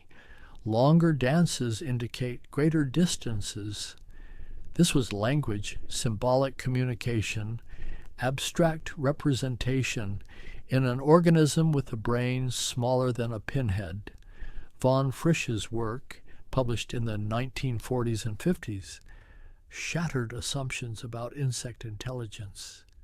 He would eventually win the Nobel Prize, one of the few times that prize was awarded for work on invertebrates. Meanwhile, in the early 20th century, entomologists were beginning to understand the true scope of insect diversity. Every expedition to tropical regions returned with thousands of previously unknown species. Estimates suggested that insects might represent more than half of all living species on Earth, perhaps as much as 80%. The sheer number was incomprehensible. Millions of species, each with its own anatomy, its own life cycle, its own ecological role. William Morton Wheeler, an American myrmecologist, argued that an ant colony should be considered a superorganism. The individual ants were like cells in a body, specialized, interdependent, unable to survive alone for long. The colony had a metabolism, consuming resources, producing waste. It had a life cycle. Birth when a new queen established a nest, growth as the colony expanded, reproduction when new queens and males flew out to mate, possibly death if the queen died and was not replaced. This idea that a collective of simple organisms could create something more complex than the sum of its parts influenced fields beyond entomology. It offered insights into organization, cooperation, distributed intelligence. The colony made decisions, chose nest sites, allocated labor, defended territory, but no single ant understood the whole picture. No ant was in charge. The intelligence was emergent, arising from thousands of simple interactions, following simple rules. During the World Wars, entomology took on new urgency.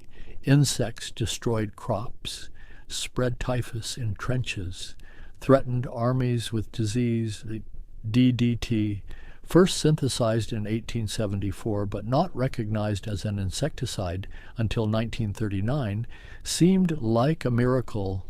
It killed mosquitoes, lice, flies, agricultural pests with extraordinary efficiency and apparent safety. Paul Hermann Müller won the Nobel Prize in 1948 for discovering its insecticidal properties. For a brief moment, it seemed humanity might win the ancient war against insects, eliminate malaria, end crop failures. DDT was sprayed everywhere, in homes, on fields, in massive public health campaigns, and it worked. Malaria was eliminated from entire regions. Crop yields increased. The future looked bright. But Rachel Carson, a marine biologist and writer, was watching the birds. Populations were crashing. Eggs were failing to hatch. Shells too thin to protect the embryos inside. Carson spent years researching, interviewing scientists, examining data, and in 1962 she published Silent Spring. The book documented how DDT accumulated in the food chain, how it persisted in the environment, how it poisoned not just insects, but the birds and fish and mammals that fed on them. The controversy was immediate and fierce. Chemical companies attacked Carson's credentials, her methods, her motives, but the evidence was overwhelming. DDT was indeed persistent, toxic, dangerous. The book launched the modern environmental movement, changed how we thought about pesticides, about unintended consequences, about the interconnectedness of ecosystems. And it reminded entomologists that insects do not exist in isolation, that killing them indiscriminately has ripple effects we are only beginning to understand. Through all of this, through wars and technological revolutions, through changing theories and methodologies, the insects themselves remained constant, adapting, evolving, surviving. In laboratories, they were teaching us about genetics, about disease, about social organization, about flight mechanics and chemical communication, about the fundamental processes of life itself. And in the meadow, our imagined meadow where this journey began, the evening deepens. The moths are flying now, drawn to flowers that bloom white in the darkness, flowers that release their perfume only at night, and the crickets continue their chorus, that sound unchanged since before humans existed, a reminder that we are newcomers to a very old world. The latter half of the 20th century brought technologies that previous generations of entomologists could barely have imagined. Electron microscopes revealed structures at the molecular level, showing how insect wings were constructed scale by scale, how compound eyes were arranged lens by lens. The scanning electron microscope produced images of alien beauty, a mosquito's mouth parts looking like surgical instruments, a butterfly's antenna covered in sensory hairs, like a forest of tiny trees. DNA sequencing, when it finally became possible, revolutionized how we understood insect relationships. Species that looked similar were sometimes only distantly related, while insects that appeared completely different shared recent common ancestors.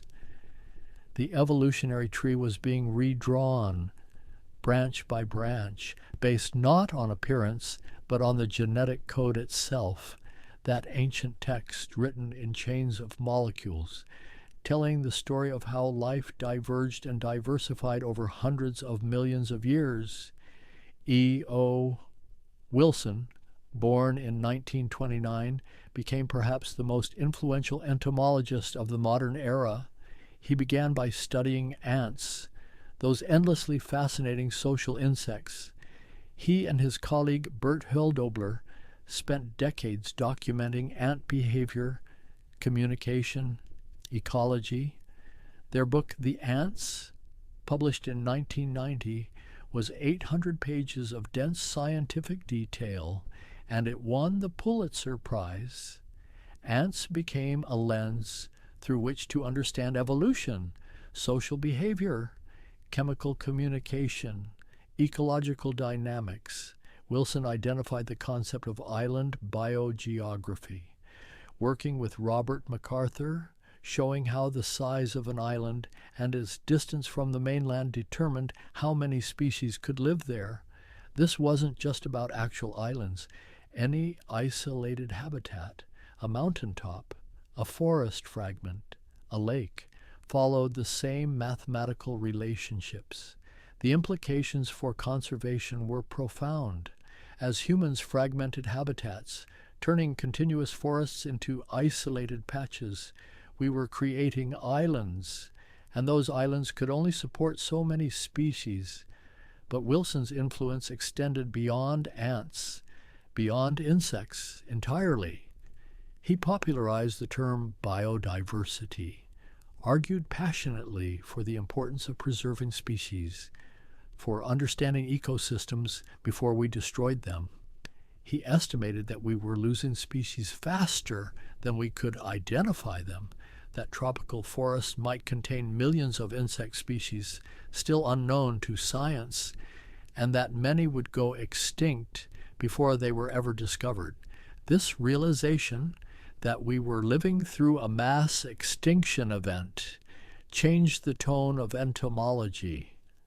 The science became more urgent, less about pure curiosity and more about conservation, about understanding what we were losing, about trying to preserve what remained. Entomologists fanned out across the tropics, racing to document species before their habitats disappeared, collecting specimens, recording behaviors, trying to capture snapshots of ecosystems that might not exist in another generation. At the same time, insects were revealing secrets about their own incredible abilities. Scientists discovered that monarch butterflies, those delicate orange and black wanderers, migrated thousands of miles from Canada to specific forests in Mexico, using the sun as a compass, correcting for its movement across the sky throughout the day, using an internal clock to adjust their angle of flight. No individual butterfly made the round trip. The migration took 4 or 5 generations, each one born knowing the route without ever having flown it. The instructions were genetic, inherited, precise enough to guide them to the same trees year after year. Desert locusts, those ancient plagues, were found to transform based on population density. A locust living alone is green, solitary, calm. But when conditions allow populations to explode, when they encounter other locusts frequently, their bodies change, they turn yellow and black, become aggressive, gregarious, form massive swarms that can contain billions of individuals, covering hundreds of square miles, consuming every plant in their path.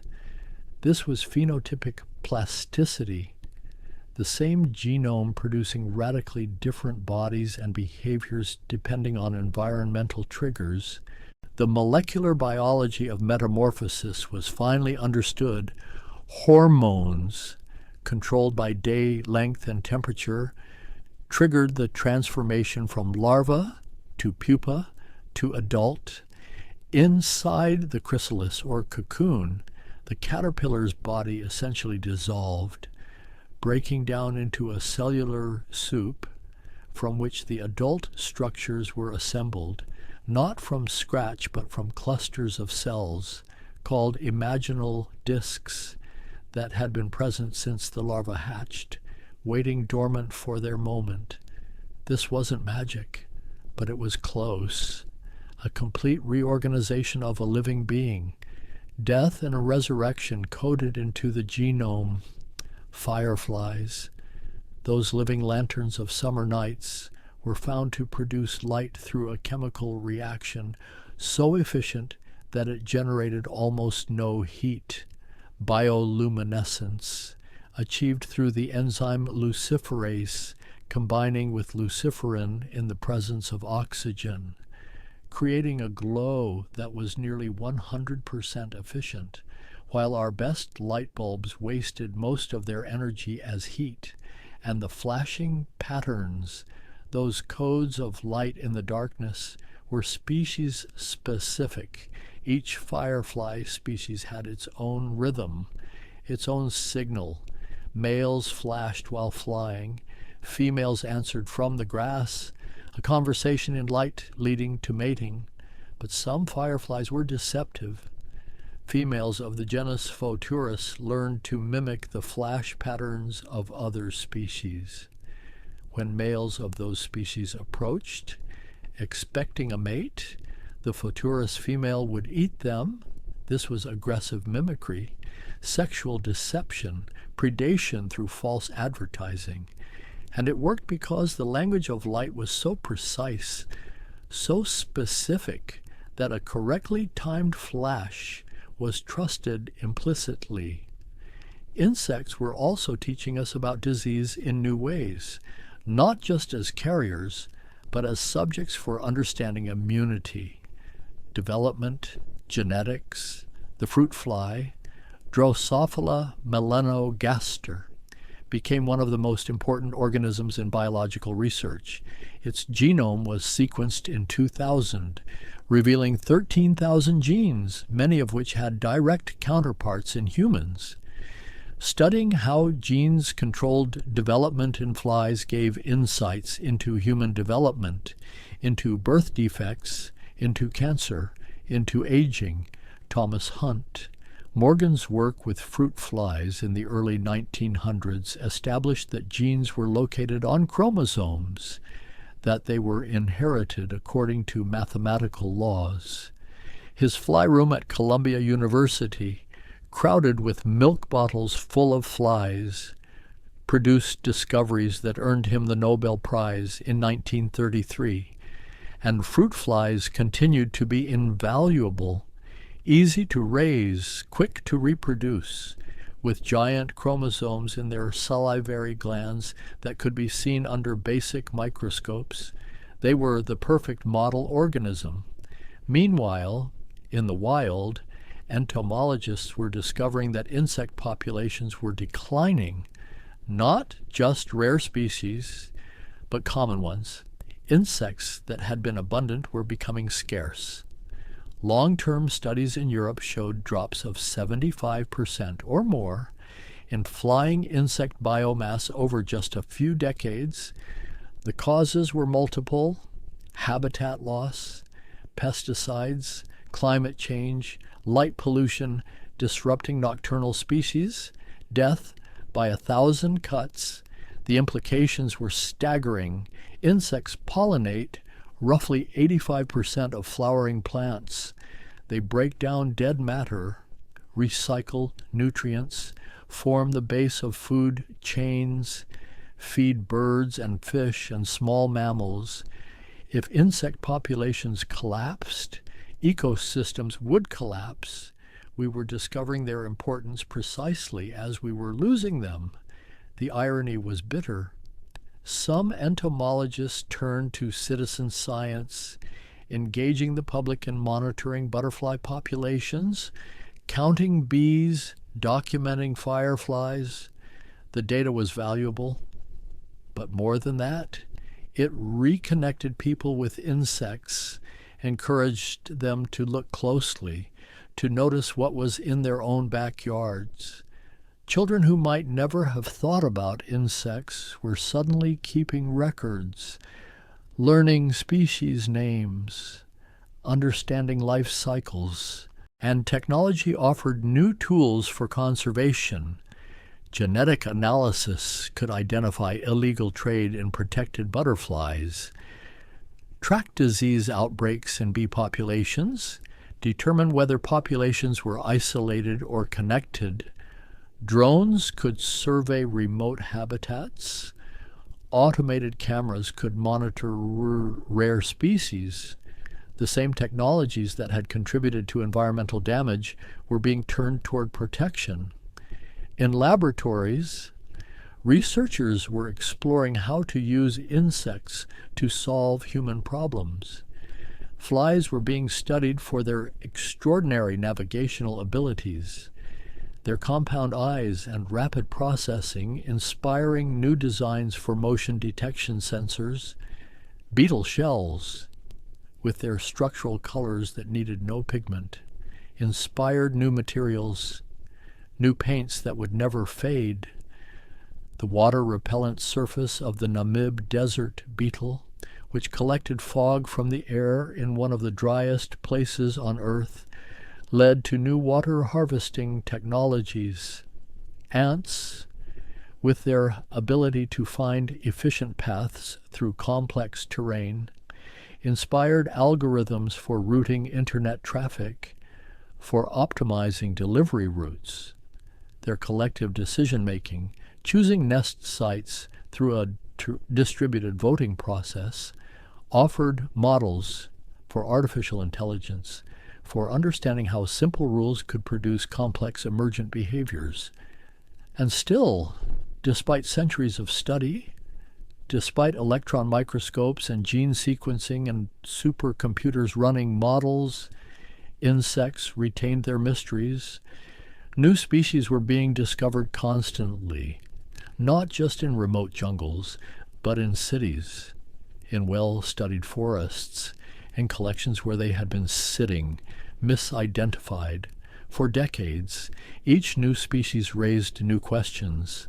How did it make its living? What did it eat? What ate it? How did it fit into its ecosystem? The more we learned, the more we realized how much we didn't know, how many species existed, how many were going extinct before we found them, how ecosystems would respond to their loss, whether populations could recover, whether we could change course before the damage became irreversible. In the meadow, the night deepens further, the moths continue their flight, the crickets their song, and beneath the soil, in chambers and tunnels we cannot see, larvae continue their slow transformation, feeding in darkness, preparing for wings they do not yet possess, for lives they cannot yet imagine. The ancient patterns continue, indifferent to our attention, indifferent to our understanding or lack of it. The insects simply are, doing what they have done for 400 million years, surviving, adapting, filling every available niche with an exuberance and diversity that still, after all this time, takes the breath away. We find ourselves now, not at the end of the story, but at a place of deeper contemplation, standing in the meadow as true darkness settles, looking not just at what insects are or what they have been, but at what they mean, what they reveal about the nature of life itself. Consider the scales of time at work here. A mayfly lives for a single day as an adult, emerging at dawn, mating, laying eggs, dying before sunset, its entire purpose compressed into hours, and yet the nymph stage beneath the water might have lasted a year, 2 years, even 3. Most of its life spent in preparation for a single day of flight. Is this tragedy or efficiency, or simply a different way of organizing existence? A cicada of certain species spends 17 years underground, feeding on tree roots, growing slowly in darkness, waiting for a signal we still don't fully understand. And then, In a single coordinated emergence, millions of them surface at once, climb trees, split their skins, unfurl wings, fill the air with sound, mate, and die within weeks. 17 years of waiting for one brief moment of noise and reproduction. The mathematics of this are perfect. 17 is a prime number, making it harder for predators to synchronize their own life cycles to exploit the emergence. These are not conscious decisions. These insects do not choose their strategies, and yet the strategies have worked for millions of years, refined through countless generations, through the brutal editing process of natural selection, where every inefficiency is eventually eliminated.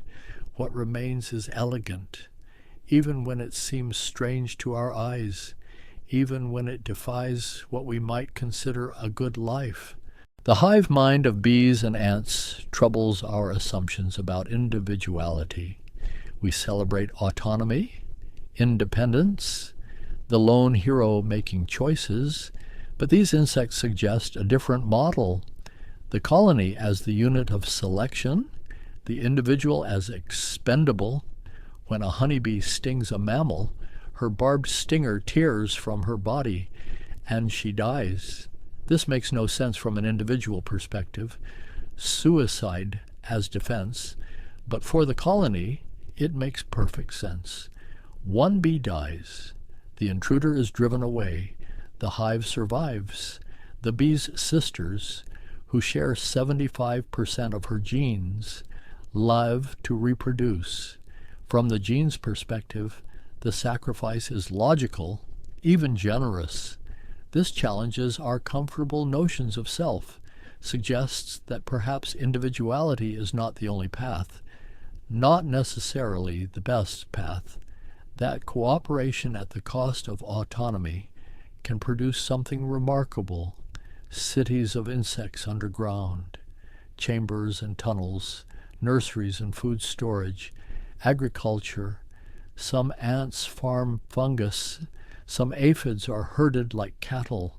All this from creatures with brains smaller than a grain of sand. No individual ant understands the whole, but the whole works, thrives, persists. And what a beauty, that word we use so carefully, so subjectively, the butterfly emerging from its chrysalis, wings crumpled and wet, pumping fluid through the veins, watching those wings expand and harden, the pattern revealing itself, orange and black, or blue iridescent, or brown with eye spots that startle predators. This beauty serves a function. Everything serves a function. The colors warn of toxicity, or attract mates, or provide camouflage. There is no art for art's sake in nature. And yet, we cannot help but see it as beautiful. The scarab beetle's metallic sheen, the dragonfly's transparent wings, the firefly's gentle glow. These things move us, speak to something in us that recognizes pattern, symmetry, elegance. Perhaps beauty is not frivolous after all. Perhaps it is the recognition of efficiency, of solutions that work so well they take on an aesthetic dimension, the beauty of mathematics, of physics, embodied in chitin and scales and bioluminescence. The ecological web that insects weave is so complex that we are still mapping it, discovering it. A single oak tree might support hundreds of species of insects, each with its own niche, some eating leaves, and some eating bark, some eating other insects. And those insects feed birds, feed bats, feed spiders and lizards and frogs. The tree is not just a tree, it is a universe. And when we lose a tree or a forest, we lose not just wood, but entire worlds, countless relationships, dependencies we never knew existed. There is something humbling in this, in realizing that the small things, the overlooked things, are not peripheral but central, that we mammals, large and warm-blooded and proud, are the minority, the exception, that the real success story of terrestrial life is written in 6 legs and compound eyes, in metamorphosis and chemical communication, in societies older than our species. Some estimates suggest there are 10 quintillion insects alive at any given moment. That is 10 billion billion, a number so large it becomes abstract, meaningless, and yet each one is an individual with its own brief moment of existence, its own struggle to eat, to avoid being eaten, to reproduce, each one a tiny expression of the same force that drives all life, the blind imperative to continue, to persist, to pass genes forward into an unknowable future. And they do this without fanfare, without expectation of recognition or reward. A dung beetle rolling its sphere across the sand does not know it is recycling nutrients, returning nitrogen to the soil. It knows only the imperative coded in its neurons: roll the ball, bury the ball, lay the egg. The function emerges from the action, not from understanding. This, too, is instructive. We who overthink, who plan and worry and second-guess, might learn something from the insect's certainty, its commitment to the task at hand, however strange that task might appear to an outside observer. There is a kind of freedom in having no choice, in being what you are without question or doubt. The meadow around us has gone fully dark now. The last light faded from the western sky some time ago, replaced by stars, by the cool silver of a moon not quite full, and the insects of the night are in their element, owning the darkness, navigating by scents and sounds and the faint movements of air. Somewhere a moth finds a flower, uncoils its long proboscis, drinks nectar that tastes of specific sugars, specific compounds. It will fly to another flower, carrying pollen on its fuzzy body, facilitating reproduction for a plant that bloomed specifically for this moment. For these nocturnal visitors, the relationship is ancient, specific, essential. Neither moth nor flower chose this. They inherited it, received it from ancestors stretching back through deep time. The cricket's song continues, will continue through the night, males calling, hoping for a response. The frequency of their chirping changes with temperature, slowing as the air cools. You could calculate the temperature by counting chirps. By knowing the mathematical relationship between heat and muscle contraction, between energy and sound, everything connects, everything relates, through principles of physics and chemistry and biology, all operating at once, in the soil beneath our feet, in the leaf litter and the roots. Larvae continue their transformations, beetles forming in pupal chambers, their adult bodies taking shape, folding and compressing, waiting for the signal that says, it is time to dig upward, time to emerge, time to begin the brief adult phase with its imperatives of feeding and mating and dispersing. And in the tree above, a colony of ants settles for the night, activity slowing but never stopping entirely.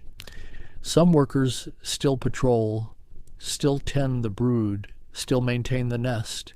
The colony breathes, if we can use that word, cycles of activity and rest, but never complete stillness, always some subset awake, alert, ready. This has been happening here, in this meadow and places like it, for longer than we can properly comprehend. Long before humans, long before mammals, long before the first flower bloomed. Insects were here, different forms perhaps, different species certainly, but recognizable. Six-legged and segmented, compound-eyed and antennaed, the basic body plan proven successful, maintained across hundreds of millions of years of change, and it will continue after us. This seems certain. Insects survived the extinction that took the dinosaurs, survived ice ages and volcanic winters and asteroid impacts. They are resilient in ways large animals are not, small enough to hide, numerous enough to endure catastrophic losses and recover, diverse enough that some species will survive almost any calamity. They will be here in some form long after we are gone, still pollinating, still decomposing, still filling the air with their humming and the night with their song. There is comfort in this continuity, in knowing that some patterns are too old, too tested, too fundamental to break easily. The metamorphosis will continue. The emergence will continue. The ancient dance of predator and prey, of pollinator and flower, of parent and offspring will continue. We are privileged to witness it, to study it, to begin to understand the complexity and beauty of these small lives. And perhaps, if we are wise, we will learn to live alongside them more gently, to preserve the habitats they need, to make room in our world for their world, to recognize that their flourishing and ours are not separate things, but intertwined, dependent, necessary to each other in ways we are still discovering. The night deepens. The meadow settles into its rhythms, and somewhere in the grass or in the trees or beneath the soil, a life is beginning, a transformation occurring, a tiny drama playing out with no audience but the stars. And this is enough. This has always been enough. Life continuing, adapting, persisting, in forms small and strange and utterly essential. The insects carry on, as they have always carried on, and the world turns, and the seasons cycle, and the ancient patterns hold, and we can simply stand here in the darkness, listening to the crickets, watching for the occasional firefly, breathing the cool night air, grateful to be part of this vast living tapestry, this planetary experiment in diversity and resilience, this beautiful, endlessly complex, quietly miraculous world. The night air holds a particular stillness, and in this quietness there exists a world preserved in ink and wood, a world where mountains rise in graduated shades of blue, where waves curl with geometric precision, where cherry blossoms drift across paper skies that have remained unchanged for centuries. I find myself drawn tonight into the realm of Japanese woodblock prints, those remarkable images created through patience and collaboration, through the careful carving of wooden blocks and the deliberate application of color, layer upon patient layer, until an image emerges that seems both impossibly simple and infinitely complex. These prints exist in a space between art and craft, between the singular vision of an artist and the collective skill of many hands. And tonight, as thoughts begin to drift like pigment dispersing in water, I am tracing the journey of how these images came to be, how they evolved over centuries, and how they captured moments of beauty with such clarity that they still speak across the span of time. There is something about the process itself that invites contemplation, the way a design must be conceived in reverse, the way each color requires its own block, its own moment of pressure and release, the way registration marks ensure that each layer aligns perfectly with the last, creating images through accumulation, through the steady building of hues and lines until a complete world materializes on mulberry paper. The prints themselves often depict simple scenes: a courtesan pausing in a doorway, a fisherman bracing against the spray, an actor frozen in a moment of theatrical intensity. Yet within these seemingly straightforward images lie depths of technical mastery and aesthetic philosophy that reveal themselves slowly, like details emerging from morning mist. Tonight the focus settles on the grain of cherry wood, seasoned and cut along the plank, its surface waiting to receive the artist's design, and I imagine the transfer of that design, brushed onto thin paper, laid face down against the wood, then rubbed away until only the lines remain, embedded in the surface, ready to guide the carver's tools. The carver works with blades of different sizes, some broad, some fine as needles, each cut made with consideration, removing what must be removed, leaving raised what will receive the ink, creating a topography of image and absence, and this carved surface becomes a kind of archive, a physical record of artistic intention that can be inked and pressed again and again, each impression a ghost of the original, yet somehow complete unto itself. Water-based inks pool in shallow dishes, each color mixed to precise specifications, and the printer applies these inks with brushes made from bamboo, sheathed in hemp fiber. The dampened paper receives each layer, absorbing pigment into its fibers, and between each printing there is waiting, allowing one color to set before the next is applied, a rhythm of action and patience that stretches across days. These prints were never meant to be rare. They were created in editions, sometimes hundreds of impressions from a single set of blocks, meant for townspeople and merchants, for those who could not afford painted scrolls, but who hungered for beauty nonetheless. And yet this very accessibility, this democratic distribution of art, became part of their enduring power.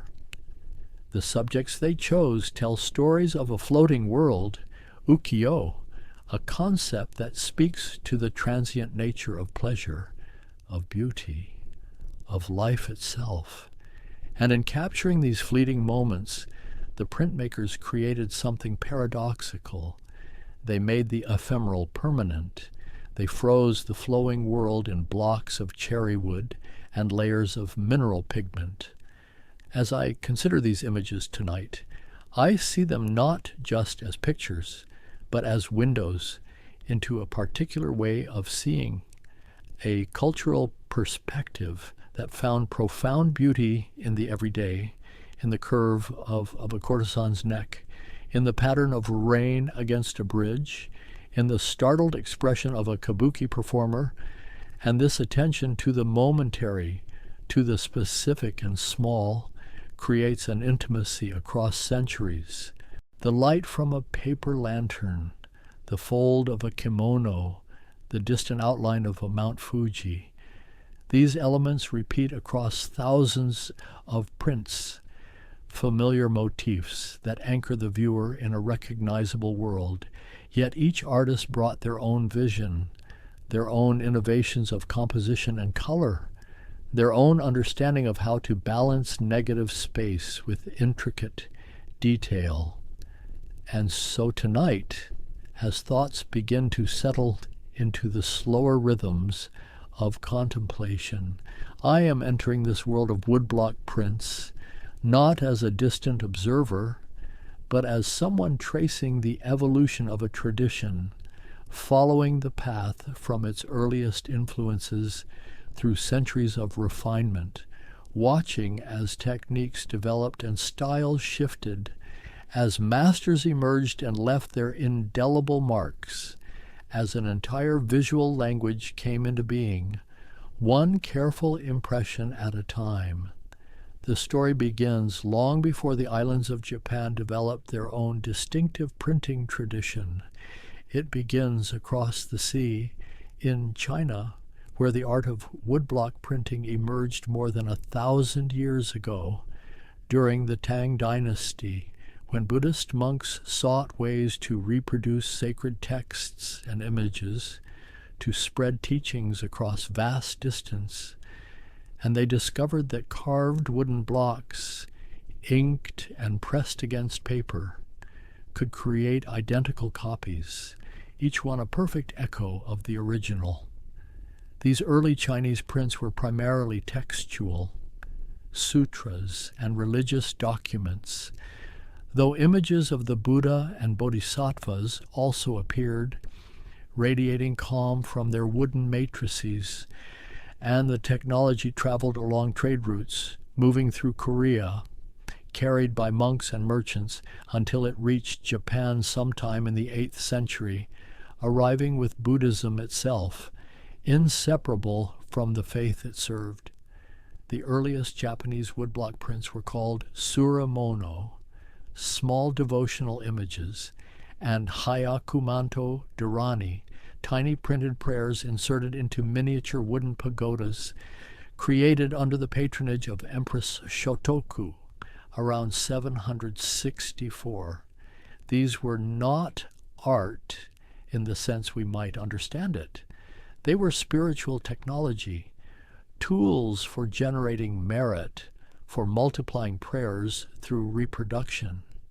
And yet they established the fundamental technique, the marriage of wood and ink and paper that would eventually give birth to something entirely new. For centuries, so printing in Japan remained primarily in service of religion and scholarship. Buddhist temples produced illustrated sutras. Confucian texts were reproduced for study, and the technique refined itself slowly through generations of anonymous craftsmen who learned the resistance of different woods, the behavior of various inks, the proper dampness of paper. Knowledge accumulated grain by grain, like sediment settling into strata. The political landscape of Japan during these early centuries shaped what could be printed and who could print it. The country existed under strict feudal control, with power concentrated in the hands of the shogunate and regional lords, the daimyo, and the vast majority of people lived in agricultural villages bound to the land, with little access to literacy or luxury. The world of printing remained confined to temples and the estates of nobility, removed from common life. But beneath this rigid surface, currents were shifting. By the early 1600s, Japan had endured more than a century of civil war, the Sengoku period, the age of warring states, and when Tokugawa Ieyasu finally unified the country in 1603, establishing the Tokugawa shogunate, he created conditions that would inadvertently nurture a remarkable flowering of urban culture. The Tokugawa regime implemented a policy of national isolation, sakoku, closing Japan's borders to nearly all foreign contact, permitting only limited trade through the port of Nagasaki. And this inward turn, this centuries-long pause in external engagement, created a kind of cultural greenhouse where Japanese arts developed according to their own internal logic, evolving forms that owed little to continental influence, that spoke in distinctly Japanese visual vocabularies. Within this closed system, cities began to grow. Edo, which would later become Tokyo, swelled into one of the largest cities in the world, with a population approaching 1 million by the early 1700s, and alongside it, Osaka and Kyoto thrived as centers of commerce and culture, and within these urban spaces, a new social class emerged, the chonin, the townspeople, Merchants and artisans who, despite their low rank in the official Confucian hierarchy, possessed wealth and leisure and hunger for entertainment. These urban populations created demand for what would become known as ukiyo-e, pictures of the floating world, a term that captured something essential about the philosophy of these new city dwellers. The Buddhist concept of ukiyo originally meant the sorrowful world of suffering and rebirth, but the townspeople repurposed it, transforming its meaning into something more hedonistic. The floating world became the realm of pleasure, of theaters and tea houses, of beautiful courtesans and famous actors, of transient delights to be savored before they vanished like morning dew. The earliest ukiyo-e were paintings, single works created by artists like Hishikawa Moronobu, who worked in the late 1600s. His paintings depicted the pleasure quarters of Edo, the Yoshiwara district, where courtesans moved through carefully choreographed rituals of seduction and display, and his compositions showed these women in moments of elegant repose, their kimonos decorated with intricate patterns, their hair arranged in elaborate styles that required hours to construct and identified their rank and house at a glance. Moronobu understood that demand existed for these images beyond the wealthy few who could commission paintings, and he began producing woodblock prints, initially simple works in black ink only, called sumizuri. These prints depicted the same subjects as his paintings: courtesans and kabuki actors, scenes from the pleasure quarters, but they were affordable, accessible to shop clerks and artisans, to anyone with a few coins who wanted to bring beauty into their modest homes. These early prints were crude by later standards, single-color impressions with broad lines and minimal detail, but they established the genres that would dominate ukiyo-e for the next 2 centuries: bijinga, pictures of beautiful women, and yakusha-e, prints of kabuki actors, both subjects drawn from the licensed pleasure quarters, the only spaces in rigid Tokugawa society where a degree of freedom and fantasy could flourish. The process of creating these prints required collaboration. The artist designed the image, creating a master drawing, but then the work passed to the carver, the horishi, who transferred the design to wood, typically cherry, and carved away the negative space, leaving raised lines that would receive ink, and finally to the printer, the surishi, who applied ink to the block and pressed paper against it, using a flat tool called a baran, rubbing in circular motions to transfer the image, each impression requiring judgment and skill to achieve the proper density and clarity. For decades, these prints remained monochromatic, though sometimes color was added by hand after printing, brushed onto individual impressions, a painstaking process that limited production, but the desire for color, for images that could capture the brilliance of kimono fabrics and the flush of cosmetics, drove technical innovation, and printmakers experimented with ways to introduce color through the printing process itself. The breakthrough came gradually, first with tani prints, where red lead pigment was applied by hand to black impressions, then with benizuri prints using 2 or 3 blocks to add colors, typically pink and green, to the basic black key block impression.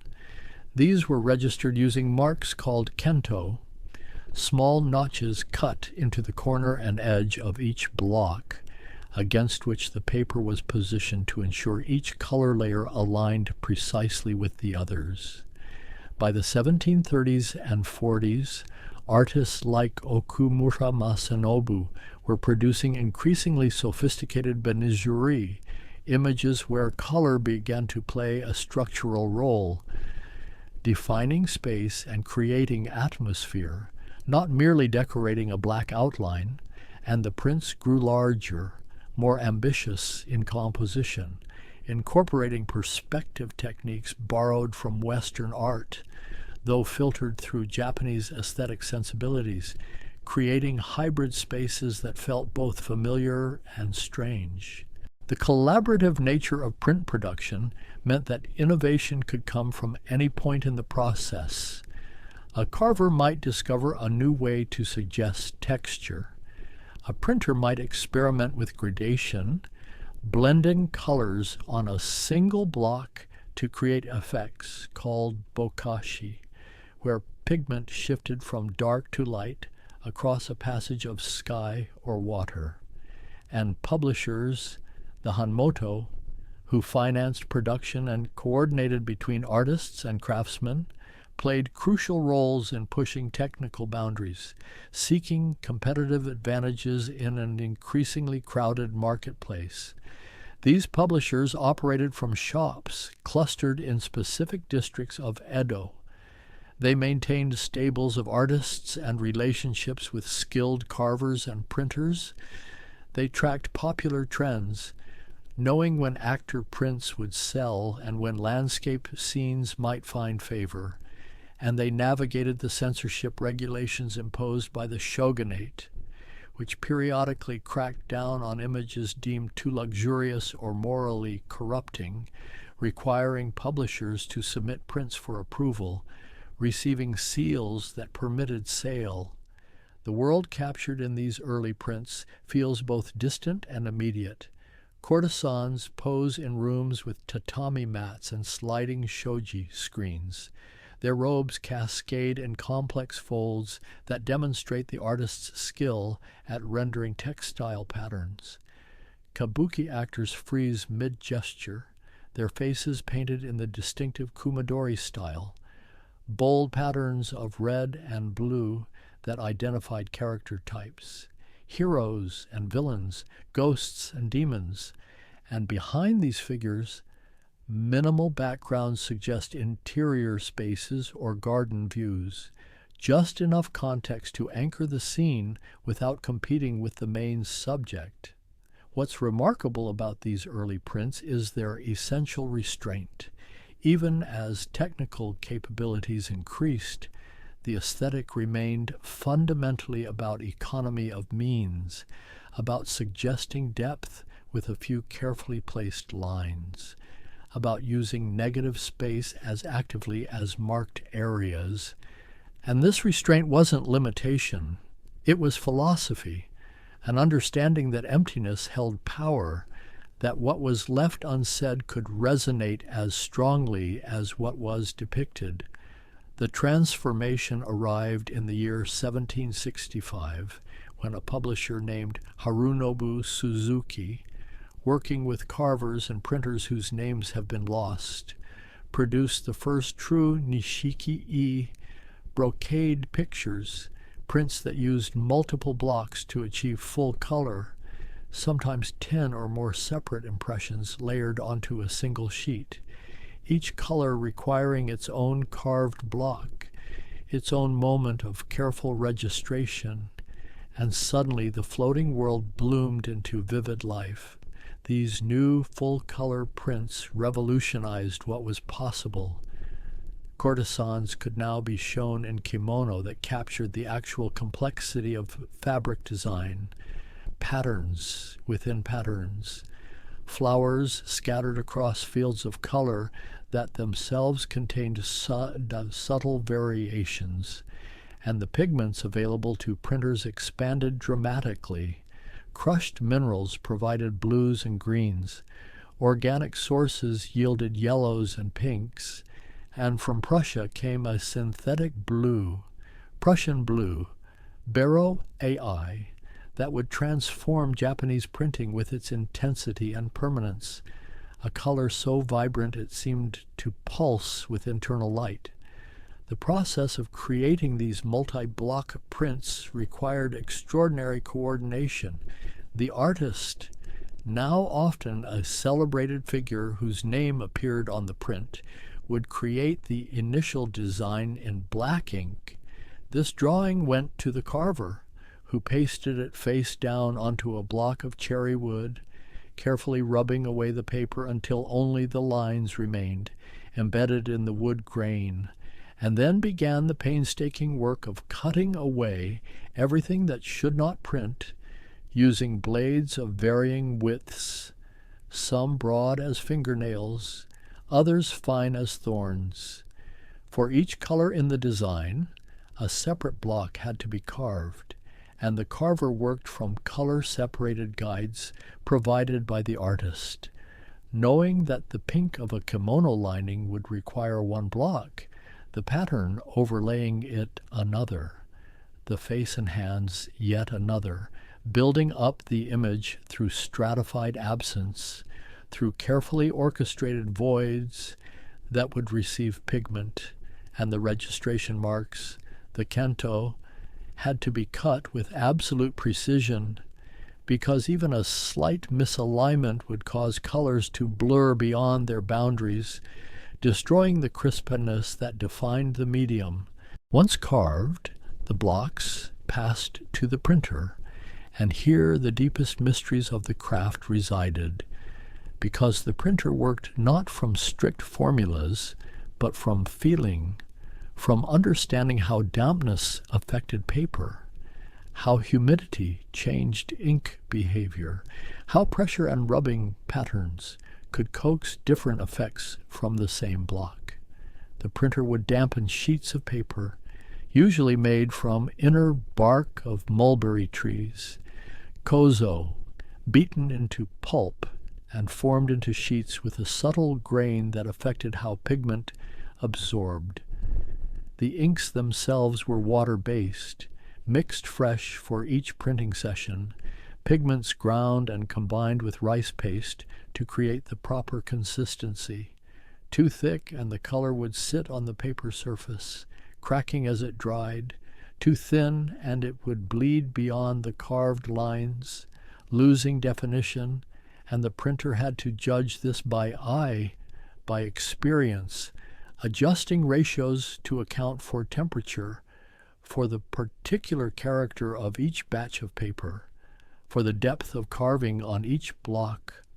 Application of ink happened with wide flat brushes, the printer working quickly before the ink could dry on the block, spreading color in smooth strokes that filled the raised surfaces.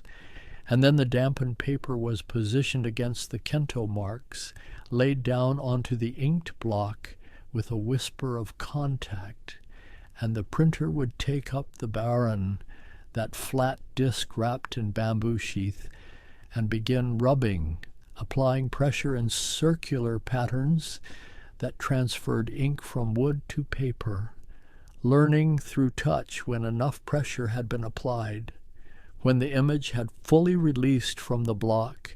For a print with 10 colors, this process repeated 10 times, each impression requiring fresh ink, fresh positioning, fresh judgment about pressure and timing, and between colors, the paper had to dry, sometimes for hours, before the next layer could be added, and throughout, the printer had to maintain consistent dampness in the paper stock, because paper that dried too much would shrink, throwing off registration, while paper too wet would distort, stretching in unpredictable ways.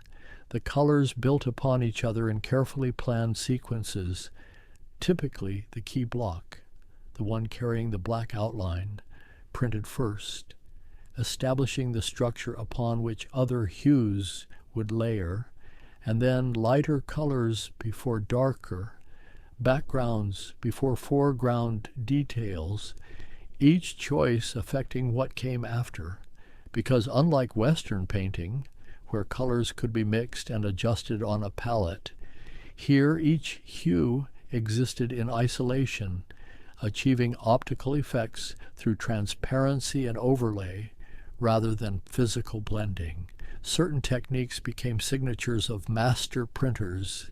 Bokashi, the gradation from dark to light within a single printing, achieved by wiping pigment partially away from the block or by applying different intensities to different areas, created skies that shifted from deep blue at the zenith to pale pink at the horizon, or water that darkened toward the depths. These gradations required such skill that only the finest printers could execute them consistently, and their work commanded premium prices from publishers who understood that technical excellence attracted buyers. The subjects of these prints expanded as the medium matured, alongside courtesans and actors. Artists began depicting scenes from classical literature, moments from the tale of Genji or the tales of Ise, warriors from historical epics, cherry blossom viewing parties, snow scenes, depictions of famous places, Meisho, the 8 views of Omi, the 53 stations of the Tokaido Road, and each genre developed its own conventions, its own visual language that viewers learned to read. In Bijinga, the prints of beautiful women, artists like Kitagawa Utamaro emerged in the 1780s and 90s, bringing unprecedented psychological depth to his portraits. His women were not mere decorative objects. Their faces showed complex emotions, melancholy, amusement, calculation, captured in the subtle turn of an eye or the slight purse of lips, and he developed the okubi-e format, large head pictures that filled the frame with the courtesan's face and upper body, allowing intimate examination of expression and ornament. Utamaro understood how to use themika, kira, that was sometimes dusted onto backgrounds, creating subtle sparkle that suggested luxury, and how to employ embossing, karazuri, where the block pressed into paper without ink, creating raised patterns that caught light, dimensional effects that added tactile richness, and his color choices spoke to sophisticated understanding of a harmony and contrast, placing brilliant red against muted purple, electric blue against soft gray, combinations that shouldn't work but somehow sang together. The Akusha-e actor prints captured kabuki performers in their most famous roles, and these prints functioned almost like modern publicity stills, commemorating performances, allowing fans to take home memories of theatrical experiences. Artists like Toshusai Sharaku, who worked briefly in 1794 and 95, created portraits of actors that bordered on caricature, emphasizing distinctive features, crossed eyes, jutting jaws, expressions of exaggerated emotion that captured the essence of kabuki's stylized performance. His prints were so bold, so uncompromising in their characterization, that they allegedly offended some subjects, and his career ended almost as soon as it began, leaving behind only a handful of months' worth of work, but work so distinctive it remains instantly recognizable. Within the pleasure quarters themselves, the Yoshiwara district of Edo, prints served as advertisements and souvenirs. Courtesans were ranked in elaborate hierarchies, from the highest-ranking oiran, who paraded in magnificent robes, their hair adorned with ornaments worth small fortunes, down through various grades to common prostitutes, and Bijinga often identified specific women by name, functioning as a kind of a visual directory for potential clients, though the images idealized their subjects, transforming even ordinary features into perfect oval faces with tiny mouths and gracefully elongated necks. The economics of print production created interesting dynamics. because blocks could be used for multiple print runs. Popular images might be reprinted many times over years, and early impressions, pulled when the blocks were sharp and the carving crisp, showed details that later impressions lost as the wood wore down. Collectors learned to distinguish first editions from later printings by these subtle degradations, by the clarity of fine lines or the crispness of text characters, and some prints were so popular that blocks wore out entirely, requiring recarving that never quite matched the original precision. Publishers sometimes issued prints in series, sets of images united by theme, the most famous beauties of the day, the 7 gods of good fortune, acts of the Chushingura revenge story, and these series created ongoing demand, collectors wanting to acquire complete sets, returning month after month to purchase new releases, and the publishers cultivated this market, announcing upcoming designs, building anticipation, operating with commercial savvy that rivaled any modern entertainment industry. Censorship shaped what could be depicted. The Tokugawa shogunate periodically issued sumptuary laws. Attempting to restrict displays of luxury, they felt promoted moral decay. Prints showing courtesans in elaborate kimono might be banned, forcing artists to simplify dress or shift to different subjects temporarily, and political content was strictly forbidden. No criticism of authorities, no commentary on current events, which pushed artistic energy toward historical subjects, nature scenes, no mythological themes. Anywhere, meaning could be embedded symbolically rather than stated directly. Yet within these restrictions, creativity flourished. Artists developed visual codes, ways of suggesting what couldn't be shown explicitly. Certain flowers indicated seasons. Certain colors implied emotional states.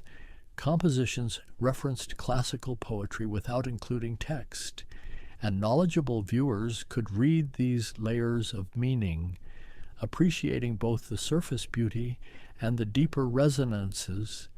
The way a print of plovers flying over waves might echo a poem about lovers separated by circumstance, its meaning enriched by literary association. The physical qualities of the paper itself contributed to the aesthetic. Kozo paper had a slight texture, a warmth that Western papers lacked, and it absorbed ink differently, creating soft edges rather than hard boundaries. Colors seemed to float just beneath the surface rather than sitting on top, and this quality, this slight diffusion, gave prints their characteristic softness, even when depicting dramatic subjects, battles or ghosts. There remained an underlying gentleness, a quality of the handmade that resisted mechanical precision. The 19th century arrived with changes rippling through Japanese society. Though the country remained officially closed to the world, pressures were building, both internal and external, and these tensions would eventually transform not just the political landscape, but the very nature of ukiyo-e itself, pushing the medium in directions its early practitioners could never have imagined. Within the closed system of Tokugawa Japan, economic changes were shifting power. Merchants grew wealthy while samurai, forbidden from engaging in commerce, struggled with fixed stipends that bought less each year. And this merchant class, the chonin, became ever more important patrons of the arts, their tastes shaping what publishers produced, and they demanded novelty, innovation, images that could surprise and delight even jaded urban sensibilities. Artists responded by exploring new subjects.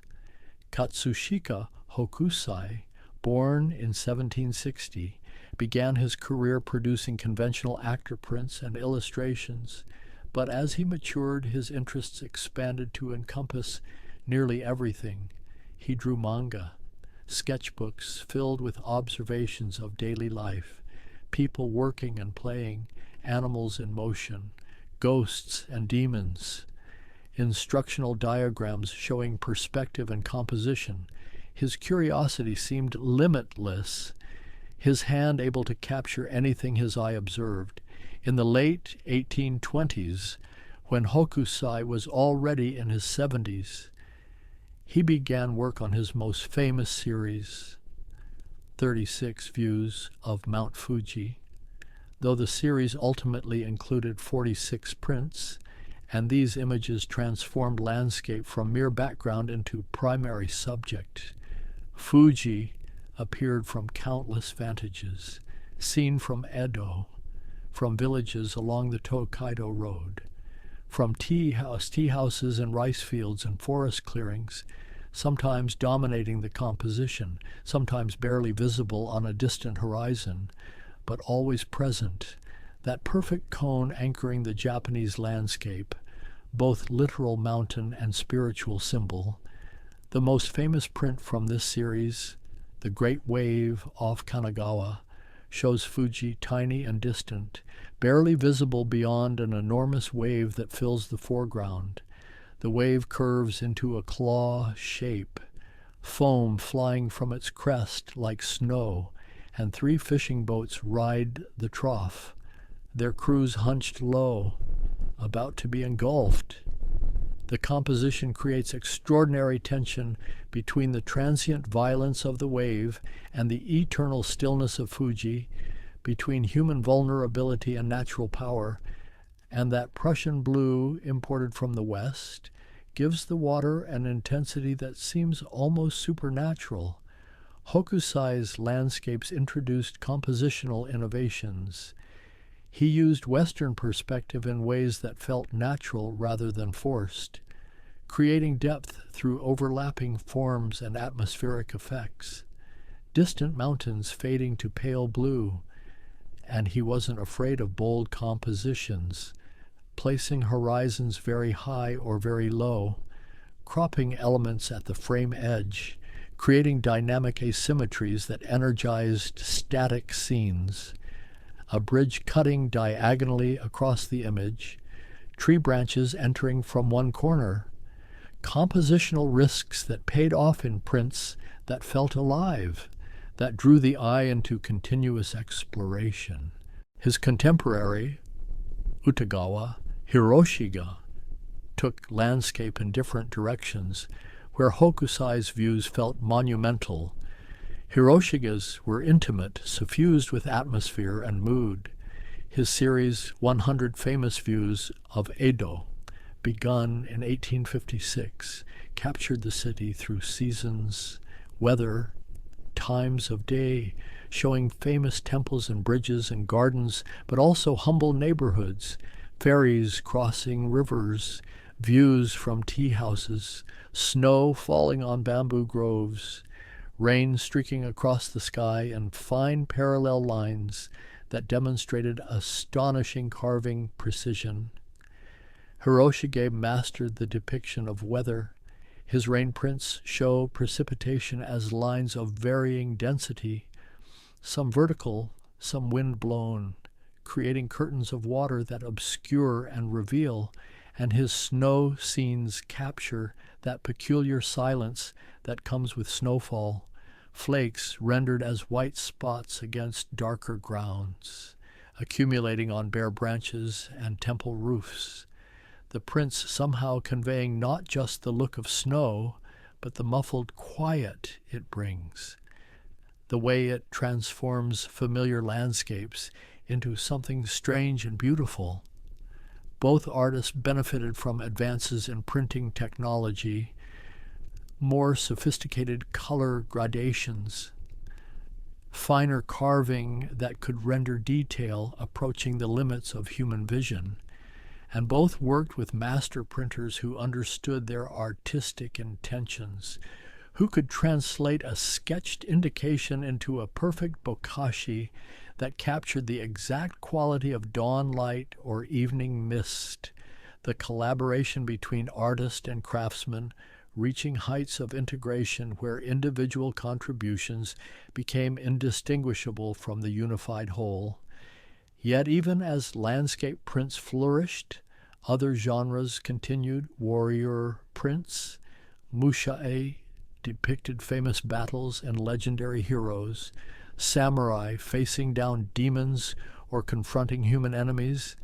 These prints often showed violence explicitly, severed heads, spurting blood, the gore rendered in the same careful technique used for cherry blossoms, creating disturbing beauty, and they satisfied audiences hungry for excitement, for narratives of courage and revenge that reflected samurai values even as actual samurai power waned.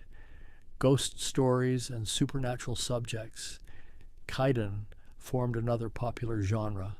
Artists like Utagawa Kuniyoshi created prints showing vengeful spirits, transformed foxes, monsters from folklore, and these images deploy the full technical arsenal of ukiyo-e, using embossing for spirit robes that seemed to float off the paper, mica backgrounds that glittered like otherworldly realms, color combinations that created unnatural, unsettling effects, purples and greens that no natural light produces, and the finest of these prints managed to be both beautiful and genuinely eerie, maintaining aesthetic refinement while depicting subjects designed to frighten. The middle decades of the 19th century brought increasing contact with the outside world. In 1853, American Commodore Matthew Perry arrived with his black ships, demanding Japan open to trade, and the centuries of isolation were ending. Within 15 years, the Tokugawa shogunate would collapse. The emperor would be restored to power in the Meiji Restoration of 1868, and Japan would begin a rapid modernization, attempting to match Western military and industrial power. These changes affected ukiyo-e profoundly. New subjects appeared, foreigners in their strange clothing, steam trains, and telegraph lines, Western-style buildings rising in Yokohama and Tokyo. Artists documented the transformation even as they participated in it, creating Yokohama-e pictures of the foreign settlement, showing bearded Westerners in top hats, women in elaborate Victorian dresses, technologies that seemed magical, everything new and strange captured in traditional woodblock technique, the old medium recording its own displacement. Photography arrived, and suddenly the documentary function of prints, their role in recording famous places and beautiful faces, could be fulfilled by mechanical means, and Western printing technology, lithography, and then photomechanical reproduction offered cheaper alternatives for mass-produced images. The economic foundation of ukiyo-e began to erode. Publishers who had thrived for generations found their markets shrinking. Carvers and printers, masters of techniques that took decades to perfect, discovered their skills becoming obsolete. Some artists adapted, creating prints for export, knowing that Western collectors were developing fascination with Japanese art. These export prints sometimes emphasized exoticism, showing geisha and samurai in ways that matched Western fantasies rather than Japanese realities, and they used brighter colors, more saturated pigments, because Western audiences expected boldness, lacking the subtle appreciation for muted tones that Japanese connoisseurs valued.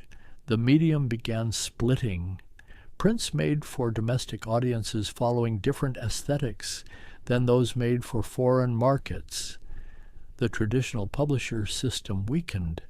Some artists began self-publishing, controlling their own production, while others worked directly with Western dealers, bypassing Japanese intermediaries entirely, and the collaborative process that had been ukiyo-e's strength became harder to maintain.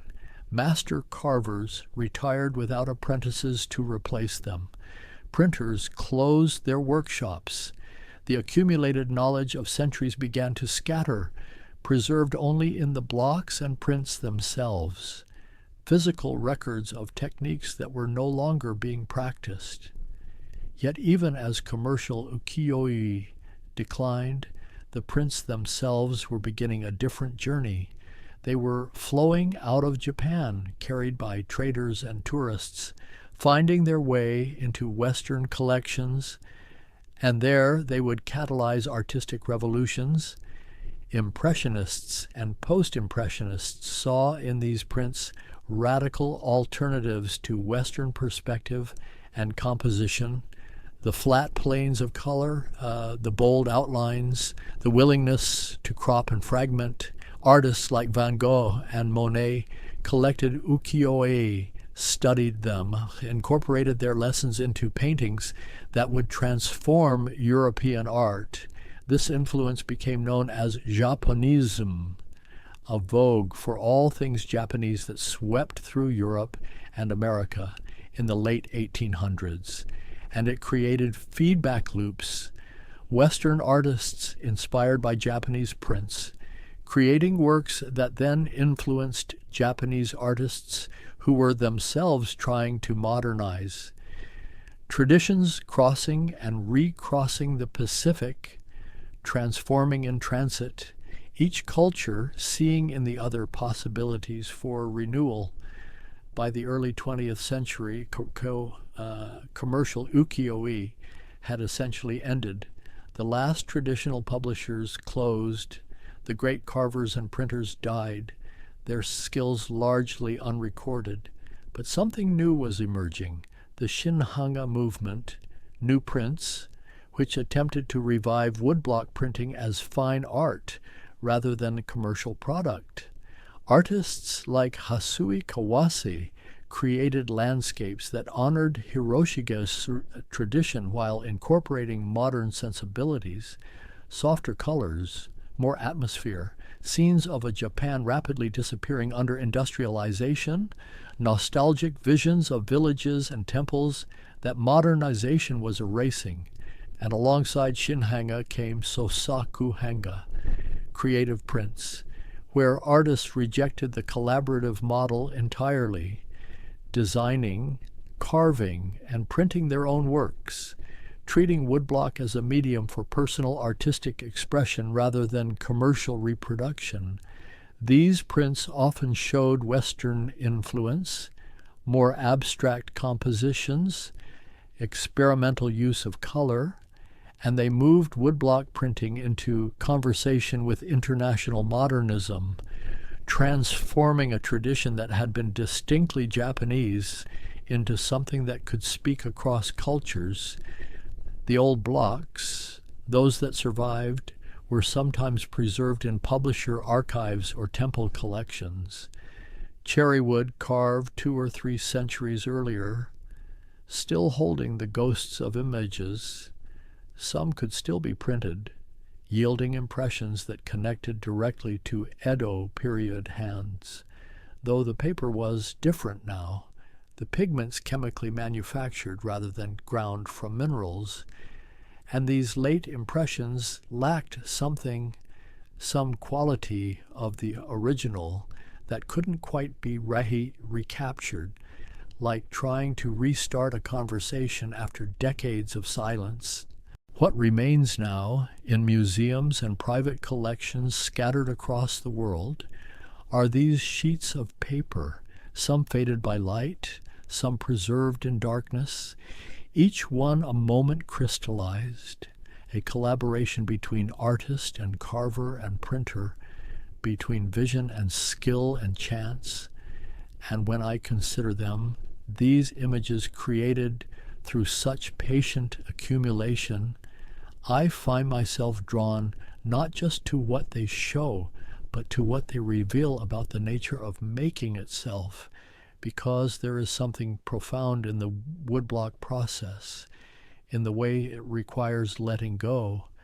The artist creates a design but cannot complete it alone, must trust the carver to interpret lines, the printer to choose pressures and hues, and this surrender of control, this necessary collaboration, creates images that belong to no single hand, that emerge from conversation, from the friction and harmony of different skills meeting. And perhaps this is why the prints feel so balanced, so complete, because they contain multiple perspectives, multiple kinds of knowledge, working toward unified expression, the reversal required by the medium, the way designs must be conceived in mirror image, the way carving removes material to create presence. These inversions suggest deeper truths about how meaning emerges, through absence as much as presence, through what is withheld as much as what is shown. The empty spaces in ukiyo-e compositions aren't merely background, they're active participants, creating tension, allowing breath, giving the eye places to rest before returning to detailed passages. And the ephemeral made permanent, this paradox sits at the heart of ukiyo-e philosophy. The floating world was by definition transient, pleasures that couldn't last, beauty that would fade. Courtesans aged, actors died, cherry blossoms scattered after a week, and yet the prince froze these moments, preserved them in wood and ink, created permanence from impermanence, and in doing so revealed something about human desire, our need to hold on to what we know we cannot keep, to create records of what passes, to say this was beautiful and it mattered even though it's gone. The layers of color building toward completion mirror, layers of meaning building toward understanding, each impression adding depth, each hue contributing to an effect that none could create alone. And a viewer standing before these prints sees not just the final image, but, if they look carefully, can trace the process, can see where one color overlaps another, where registration shifted slightly, where the printer's baron created subtle variations in ink density. The work reveals its own making, wears its process as part of its beauty. There's a quality in the finest ukiyo-e that resists description, a rightness of proportion, a harmony of elements that feels inevitable, as if the composition couldn't be any other way. And yet we know from preliminary drawings and variant printings that many choices went into creating this sense of inevitability, that what feels effortless required enormous effort, and this concealment of labor, this appearance of ease, represents its own kind of mastery, the ability to make difficulty disappear into grace. The way rain is depicted as parallel lines carved with such precision that they seem to fall, or snow rendered as negative space. White flakes that exist only as absence of ink.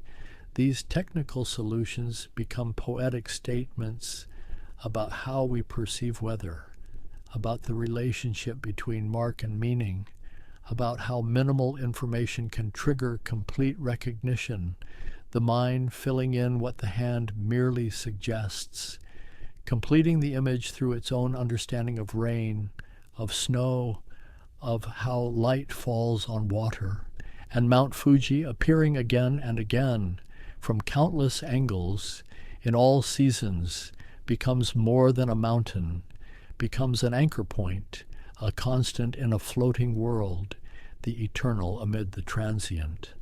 And each view adds to understanding, each perspective reveals another facet, until Fuji exists, not as a single place, but as an idea, a presence that structures the landscape, that gives meaning through its persistent visibility, its refusal to change while everything around it transforms.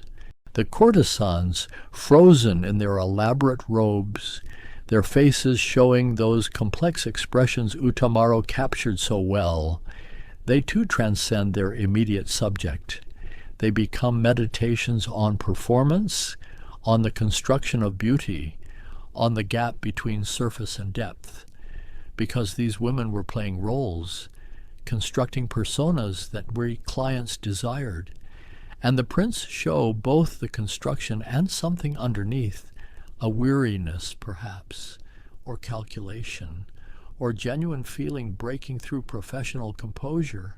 And this complexity, this refusal to reduce subjects to simple categories, elevates bijinga beyond mere decoration into something approaching portraiture, recognition of full humanity. The blocks themselves, those that survive, carry their own poetry. Wood grain still visible, centuries of aging having darkened the cherry, and the carved surfaces show where, edges slightly rounded where hundreds or thousands of printings have rubbed ink across the same grooves. And to touch these blocks, to run fingers over carved lines that guided pigment onto paper generations ago, creates uncanny connection. The same physical object that the original printer handled, the same resistance and give, wood that remembers through its own substance the hands that worked it. Collections of prints reveal patterns, certain compositions appearing with variations, artists quoting other artists, publishers reusing successful formulas. And these repetitions aren't failures of imagination, but part of the tradition. Viewers enjoyed recognizing familiar elements. Courtesans shown from three-quarter view became a convention, allowing display of profile and front simultaneously. And within these conventions, artists found room for infinite variation. The angle of a head, the choice of background color, the particular pattern on a kimono, each decision contributing to originality within tradition, innovation that honors rather than rejects what came before. The colors themselves have changed over time, fugitive pigments fading, blues that were once vibrant, now pale, reds that once blazed, now soft. And this fading creates accidental beauty, palettes that no artist intended but that time has curated, and early impressions preserved away from light show what was lost. Those electric Prussian blues, those sharp crimson aniline dyes, and the contrast reveals how much our experience of these prints is mediated by their age. We see them through the filter of their survival. Beauty transformed by time into different beauty in quiet moments. Looking at these prints, I find myself aware of all the hands involved. The artist's hand drawing, the carver's hand cutting, the printer's hand rubbing, the collector's hand preserving, the curator's hand displaying, and my own hand holding a catalog or my eyes tracing a screen. All of us connected through these images, across centuries, across cultures, touching something that refuses to die despite every reason it should have vanished with the world that created it. And perhaps that's what remains most powerful, that these prints depicting a floating world have themselves floated free of their context. They no longer need the pleasure quarters or kabuki theaters to make sense. They've become simply beautiful, simply accomplished, simply moving in ways that transcend their original purposes. And this transformation from commercial product to fine art, from local to universal, from timely to timeless, completes their journey, fulfills something the original makers might not have imagined, but somehow prepared for by making them well, by bringing skill and care to work that could have been merely adequate. The night deepens around these thoughts, and the prints remain in their museums and collections, waiting for eyes to find them, for minds to engage with their quiet complexity, each viewing a kind of reprinting, an impression pulled from the original across the gap of time. And the collaboration continues between long-dead makers and living viewers, between wood and paper and light and attention, creating meaning anew with each encounter, the floating world floating still, held in suspension, beautiful and transient and somehow enduring, like memory itself, like all things we try to preserve against forgetting. The images fade into darkness now, courtesans returning to their houses, actors leaving the stage, Fuji disappearing into night, waves settling back into the sea.